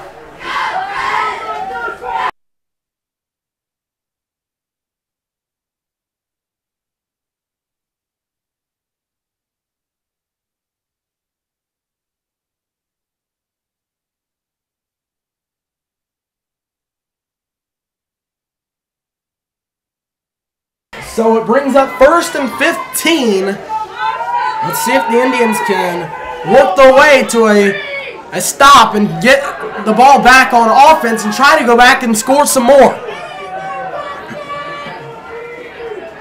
Here we go. Gallman in the shotgun. Gets the snap. Hands it off to Willem. And he gets about 5 or 6. He gets 8. 2nd and 7 on the 39. I looked over to the far side, and it looked like it was Nathan Earl was getting held, but no call. And now 2nd and 7 with Gallman under the center. He hands it off to Johnson, and he breaks loose and gets 3 or 4. I don't think it's a first down, but it is going to be 3rd and about 2. Andrew Cruz slow to get up after the last 3 or 4 plays. And Jason Arbogast coming in. And Cruz coming off.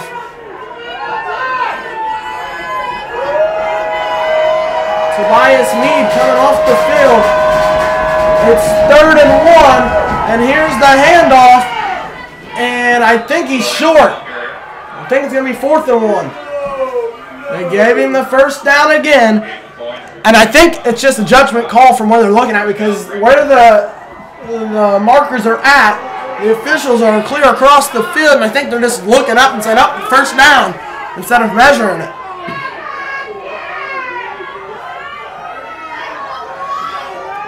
First and 10. Woodman into Indian territory with Gallman under the center, hands it off to Johnson. He's around the outside and gets 10 or 15 and still on his feet, gets about 16 on that carry. That's what we talked about before we came back for the second half, Ryan. Your defense has got to get better if you want to win this game. Yeah, bring more stops into the game. Like you said, simply they just have to get better. I feel like it's been this way for the past 2 weeks. Things have been back and forth, and then in the 4th quarter, Indians get a stop late. Hopefully they can do that tonight. They're just going to stop now. Gallman hands it off. Heisman schemes there to take down number 35, Nick Wong. I think he's 2 or 3 yards short of the first. It's 2nd and 6 is what it says on the board. And it was a gain of 4, 2nd and 6. Indian fans wanting a stop here from their Indians. Here we go. Looking for the snap. Gallman gets it. This is Johnson. He goes up the middle. Gets 2 and possibly 3. And it's going to bring up 3rd and about 3. Let's see what the Indians have here. 3rd and 2. They said he gained 4.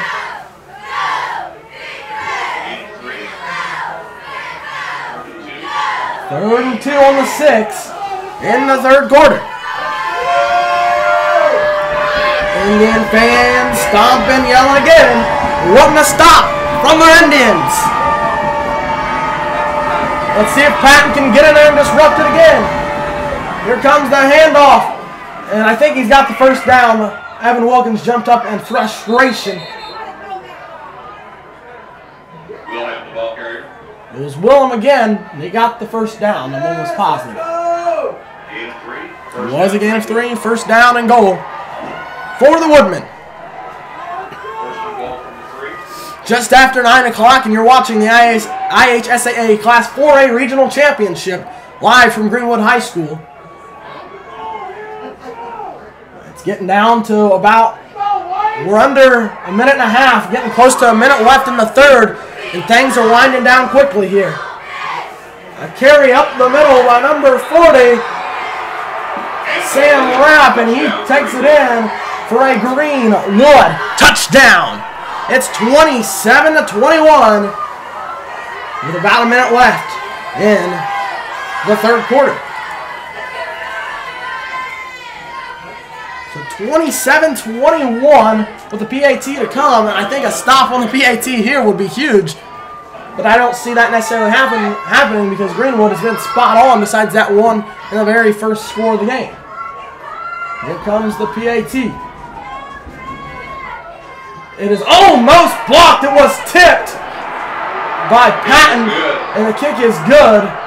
And now Greenwood is up by a touchdown, 28-21, with 1:11 left in the third quarter. Woodman 28, Indians 21. We're stepping aside for a 30-second timeout.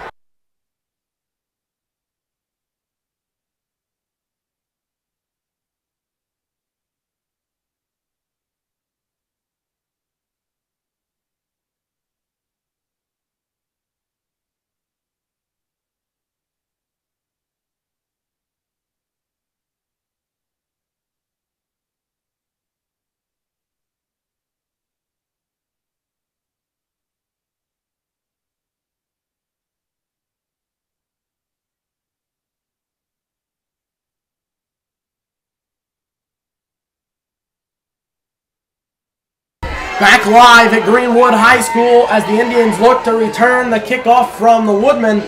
Cade McCoy standing on the sideline and watching to see where he will come out on offense at the quarterback position with Heisman Skeens and Cade Campbell back to return the ball.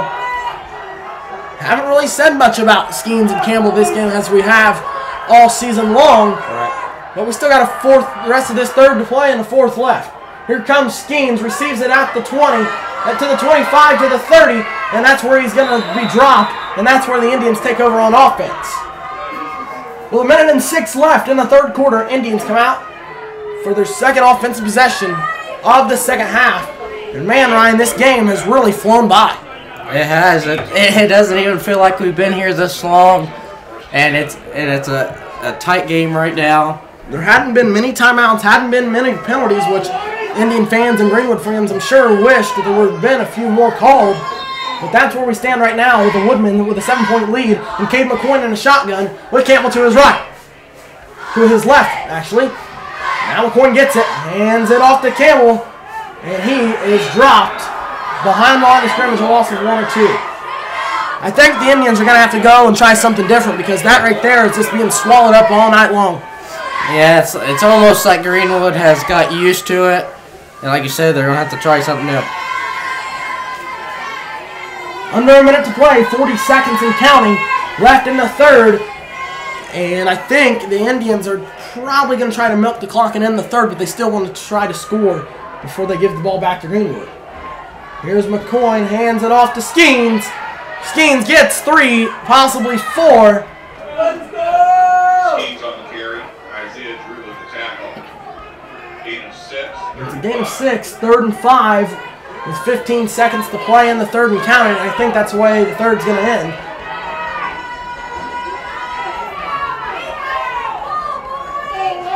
And McCoy goes to the line, and that's the way I think it's going to end. As somehow they decide to snap it with a second left and go away. So at the end of the third quarter, Greenwood 28, Mississinewa 21. Back in 2 minutes on the Tribe Sports Network.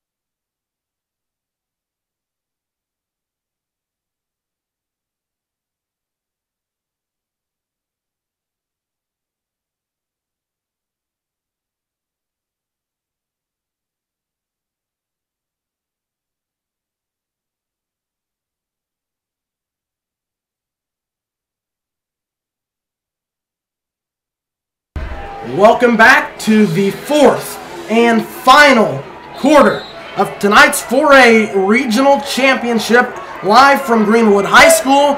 The Woodsmen lead 28-21 in 3rd and 5, and a fumble, and I hope the Indians have recovered, and it is Greenwood ball.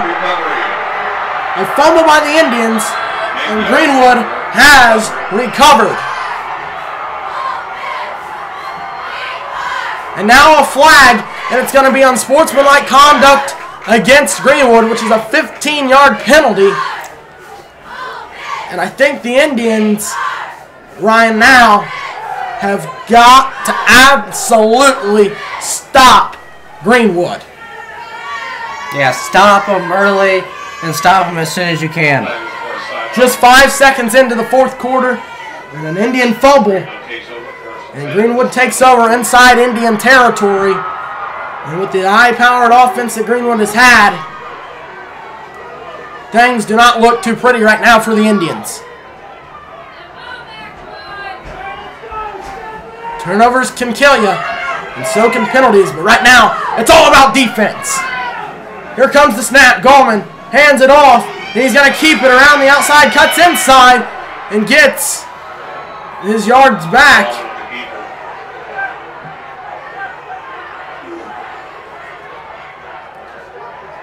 Excessive shoving going on after the play.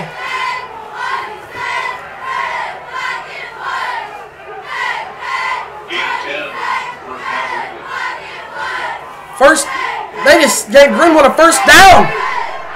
That was supposed to be where the original line of scrimmage was at. I don't understand how they gave him a first down on that. But here comes the snap. Gallman gets it, hands it off to Rager. No, he keeps it up the middle, and he's swallowed up after a gain of 1 or 2. A touchdown here, and the Indians are in deep trouble. You've got to, a touchdown here, you got to score, you got to get a stop, you got to get another touchdown, and then you got to hope that the clock is expired, or you hope you can stop them again, and you want to win this game in extra time and overtime, or hope that you have enough time to score. But right now, it's all Woodsman. 2nd and 8. Greenwood snaps it, and he's met at the line. Guess who was there to meet him? Dustin Patton. If you was to pick a defensive player of the game from the Indians, there's no doubt in my mind you give it to Dustin Patton, because Patton has made 2 crucial stops. That one on 2nd down. It's 3rd and 7. You've got to get a big stop here. Make them go for it on 4th down. Get a stop, and then you drive back down the field on offense. Indian fans cheering their Indians on, hoping for a stop. Gallman in the shotgun by himself. Sends a man in motion. Hands it off around the outside.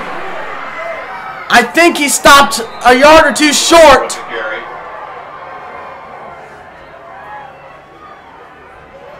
Gain of 8. It's a gain of 8. And I think they gave him a first down. They want a measurement.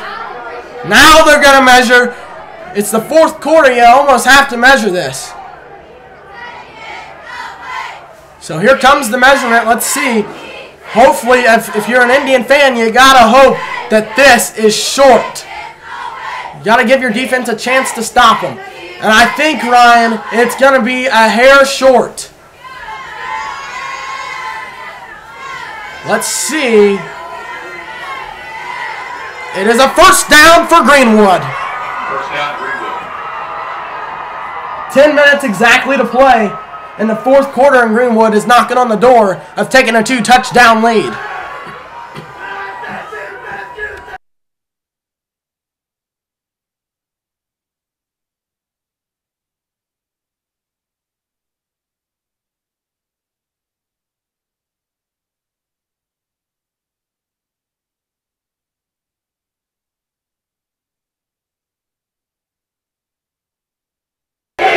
So here we go, 1st and 10. And we've got a false start against Greenwood.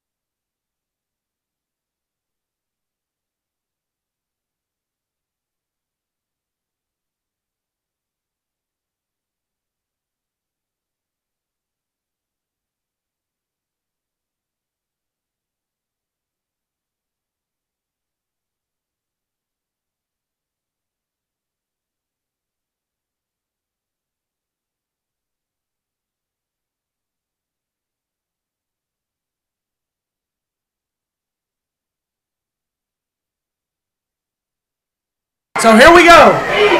1st and 15. Here's the snap. Over gets back. It's a pass. And it's incomplete. It's 2nd and 15 now. Dorian Mahoney on the sideline firing things up.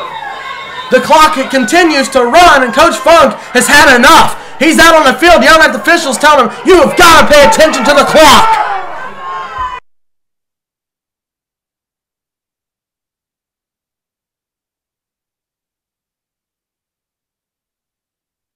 Coach Funk is livid. He's been yelling at the officials all 4th quarter because the clock, no matter what, just continues to run. And in the 4th quarter, in this situation, as an Indian, this is bad for you if the clock runs. So now they put 9:30 back on the clock, and it's 2nd and 15. The Indians are in good situation here if they can get a stop. The crowd chants defense. Here comes a snap. Dolman back, looks, throws. He's got a man. It's Raker, and Kyler Funk's there to trip him up, but he might have dove forward. And now it's going to be, I think, 4th and 6. 8 and 9. 3rd and 6. It's going to be 3rd down and 6 yards to go for the Woodmen.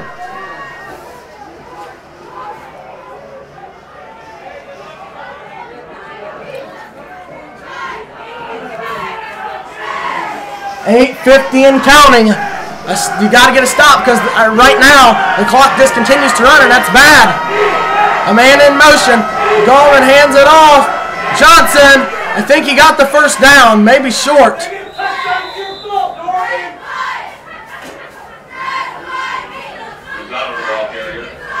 It's going to be 4th and 2, 2 yards short.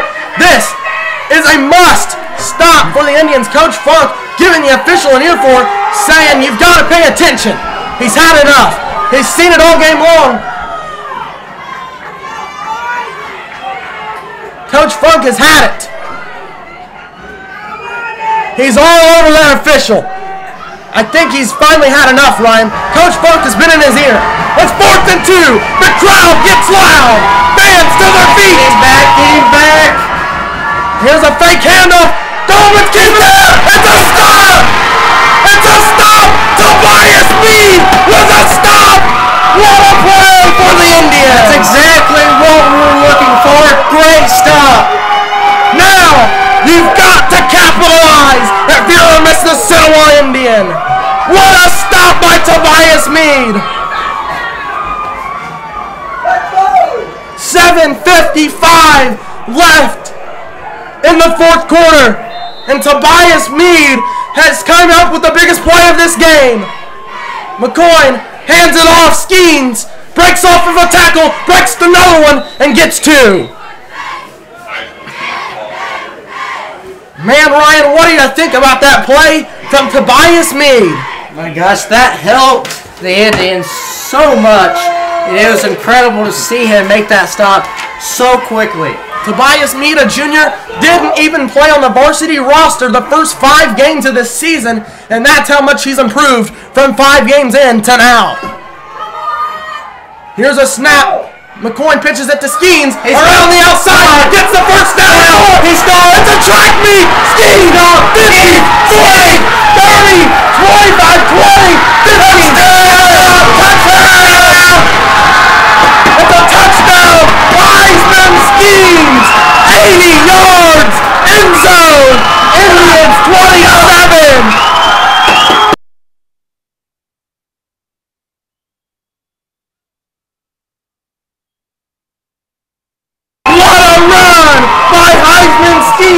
From 82 yards. It was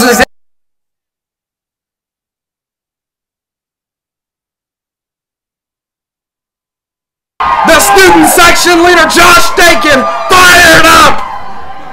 Indians are going to go for 2.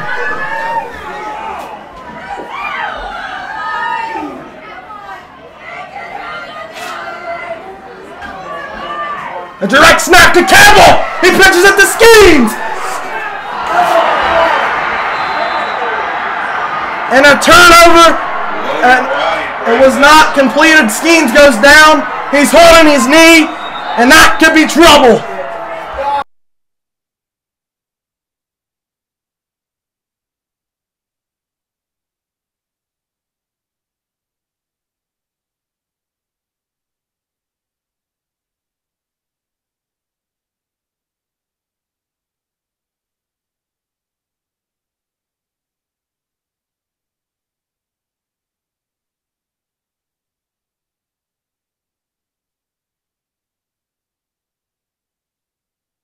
So the Indian fans sit in silence as Heisman Skeens lays at about the 15-yard line in pain to his left knee after running 82 yards to score a touchdown. The Indians trail by 1, 28-27.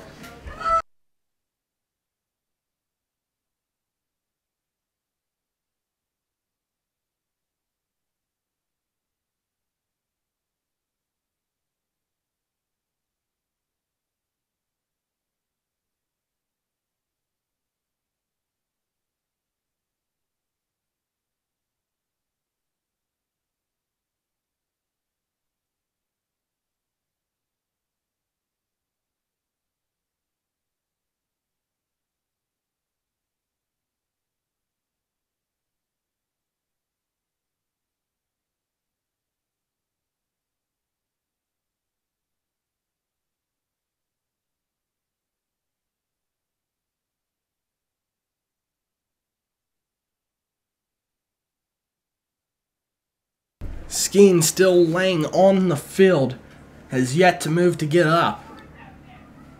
It's 28-27 with 7:13 left in the ball game. And here comes Skeens to his feet, and the fans cheer. He's not putting any pressure on it. Now he is. He's starting to walk a little bit. But that is something that hurts the Indians tremendously on offense and really on defense. 28-27, and Heisman Skeens coming out injured. The Indian fans encouraging Skeens that he can do it, and now Skeens has got his shoe off. I think it possibly could be an ankle. His cousin Cade Campbell very upset, frustrated of what just happened. And they're going to bring Skeens to the sideline, carried by teammates Evan Wilkins and Hunter Smalley. But you know what, Ryan? In a situation like this, you got to forget, as much as Skeens is important, you've got to forget about the injury and play the rest of this 7 minutes. And you know what? I think with Skeens going down like that, that just puts some fire into the Indians' eyes. They're fired up, and I think they're ready.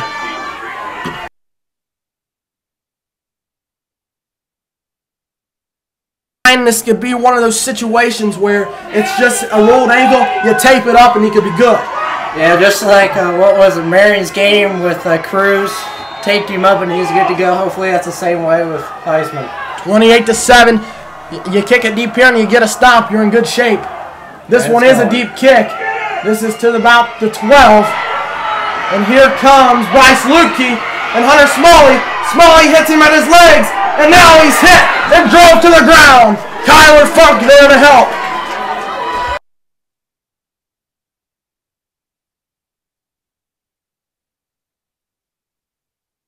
With 7:05 left in the game, Greenwood 28, Indians 27, with Greenwood going out on offense and a touchdown and a PAT. It's a must-go for 2 for the Indians. Here we go. Indians on defense. Here's the snap. Going up the middle and stopped by the Indians at the line of scrimmage. Maybe a gain of 1.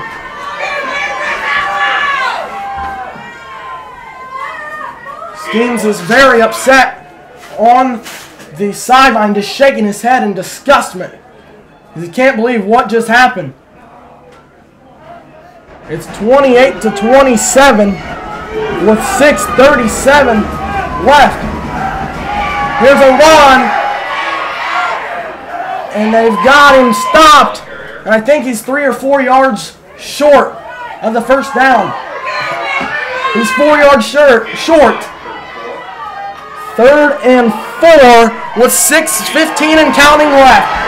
Here you go, Ryan. This is what I said. Defense wins championships. A stop here, and you're in good situation with the offense to come back on the field. Yeah, they need a big stop. Here we go. 6 minutes left. 3rd and 4. The Indians crowd chants defense. Back to pass. Pass is deflected. Oh my goodness! They just called a penalty on Cade Campbell, and Coach Funk is mad.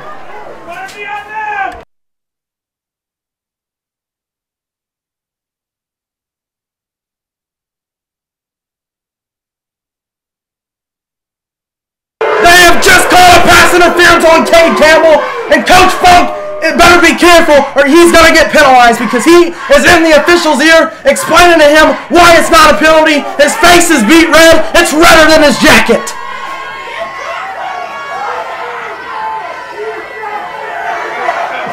You can't beat the officials and beat Greenwood. So now the Indians are really fired up. Here comes the snap, handoff, a gain of 5. You got to remember, Ryan, they were almost getting ready to score when Tobias Meade made that play, so it can happen at any point. Right. 28-27. 5.5 minutes remain in the 4th.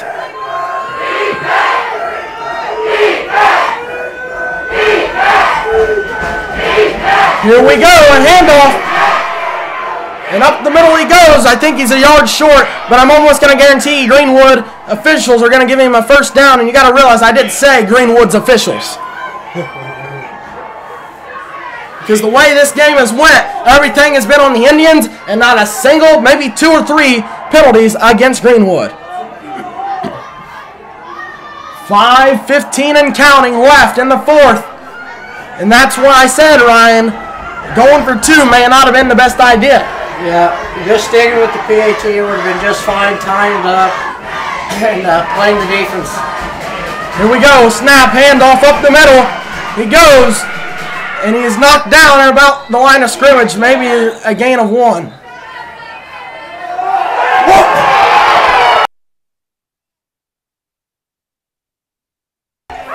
The running back from Greenwood shoves Skylar Tackett after the play, and again, no penalties. That's what I'm talking about. They have not seen anything all night long.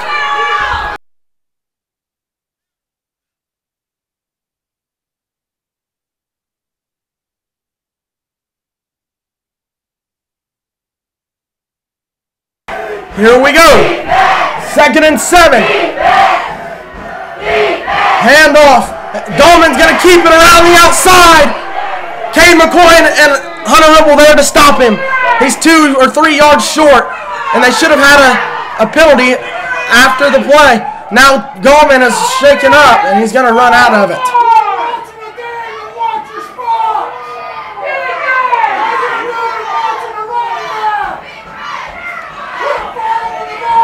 The officials are really hearing it from Coach Funk and the Indian fans all night because they've yet to call the right call all night. Here comes the snap and a handoff around the left side, and Drew Castellon and Jay Jones along with Tobias Meade there to stop him.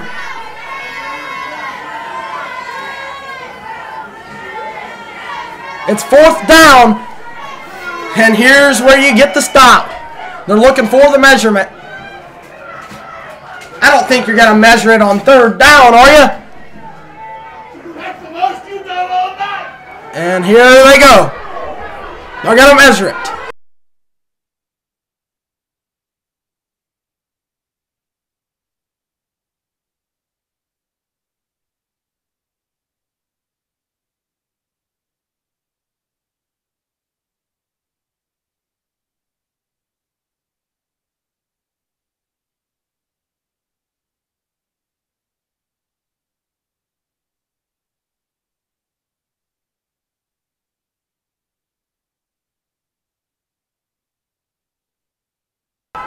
So with 3:26 left, a first down for Greenwood. And I'm telling you what, right now, Ryan, the Indian sideline and the Indian fans have had enough of these officials. Yes, they are so mad. I mean, their faces are turning red. They're hollering as loud as they can at these officials. The way the Indian fans and sideline is, you'd think it's 80 degrees outside. Here comes the snap, and up the middle he goes. See, Greenwood didn't even know that they had the first down. That's why they ran that play.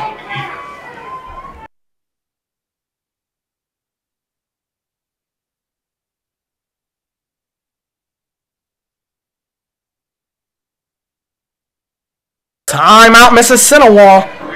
28-27, 3:16 left in the game. Back in 30 seconds on the Tribe Sports Network.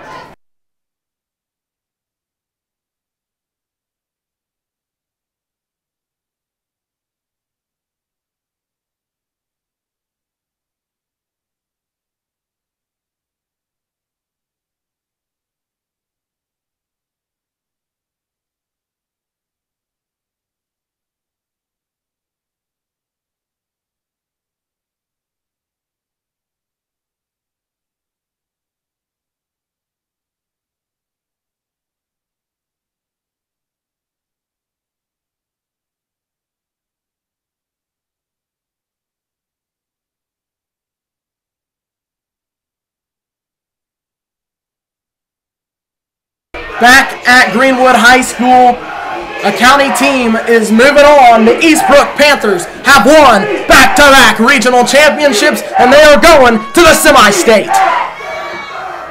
So here we are. 2nd and 8. The crowd chanting defense for the Indians. Dolman under the center. He snaps it, hands it off around the outside, and brought to the ground was Johnson, and I think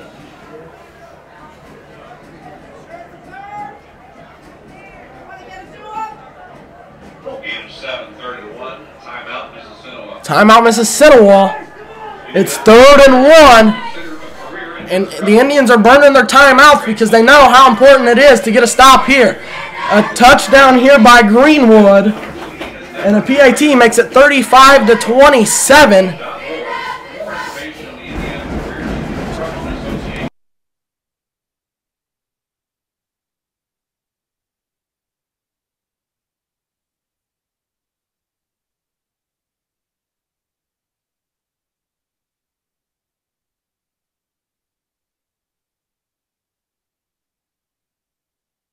Here we go. 3rd and 1. This is what it takes. If you want to win the regional, you got to have defense. And right now, here come the Indians on defense. Let's see what they got. Here comes the snap. And diving forward, and he stopped. I think he's a yard short. I don't think he got it. If they give him the first down here, you might as well just say congratulations, officials, and good job, Greenwood.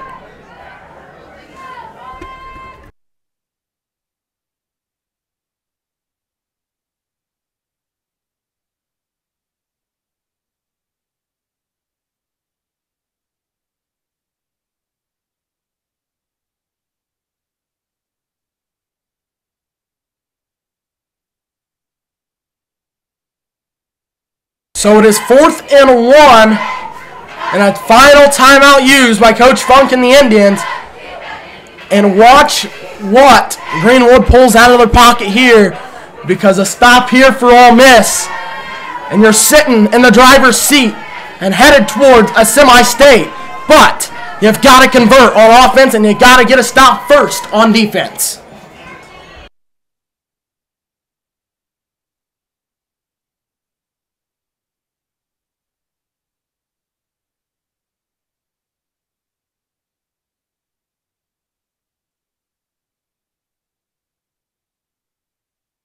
So here we are, 3:05 left. If you get a stop here, you're in the driver's seat. If you don't, you're laying on your deathbed. The crowd is the loudest it's been all night. Here we go. A stop here. You've got to get a stop. You've got to get a stop. And here they are diving forward. Williams, the ball carrier.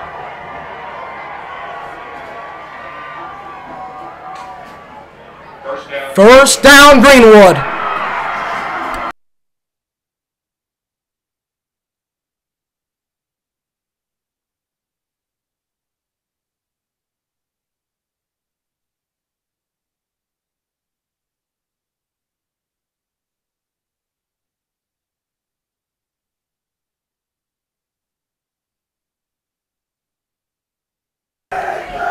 So here we are, 1st and 10, Greenwood with the ball. And a handoff. And he stopped at the line. And I don't think the Indians have any more timeouts left. Kyler Funk on the tackle. 2:22 and counting left. It's 2nd and 9. And it's a 1-point lead for Greenwood. And Ryan, that's where we talked about where the field goal and the 2-point conversion hurts you. If you kick the field goal, you're tied. Yeah. You don't necessarily need the ball back on offense. Yep. Exactly. You go for 2, and one of your best players gets hurt, and now you're forced to get a stop and score. Here's Goldman, keeps it. He goes up the middle and gains 2 or 3, and we're down to 1:50.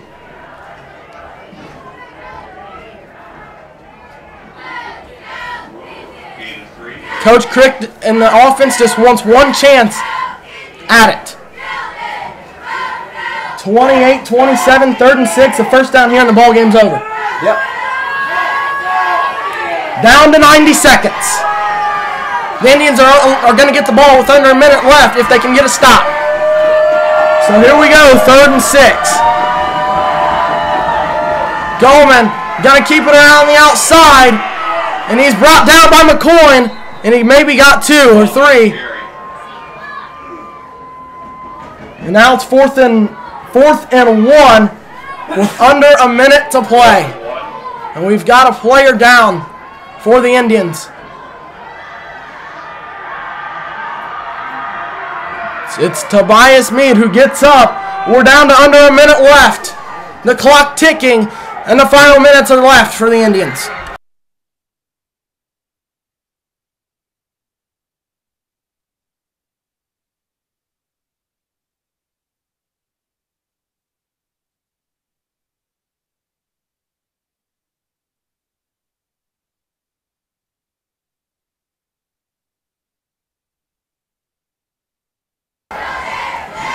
Timeout goes to Greenwood with 33 seconds left in the 4th.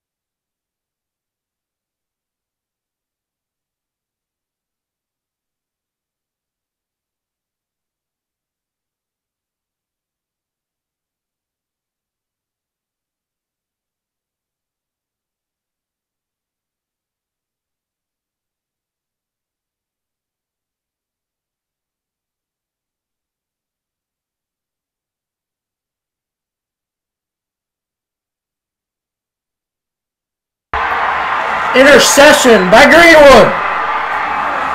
Greenwood, interception for a touchdown. Number 5, Isaiah Drew.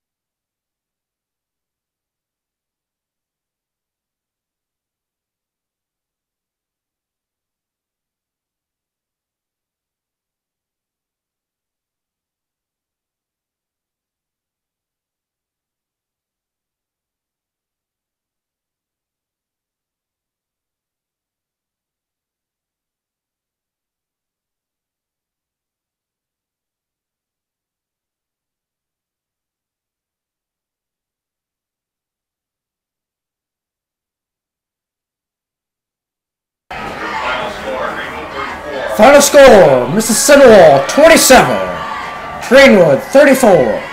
This was live from Greenwood High School on the Tribe Sports Network. I'm Ryan Scott, alongside with me is Dalton Bishop. Have a pleasant evening and good night.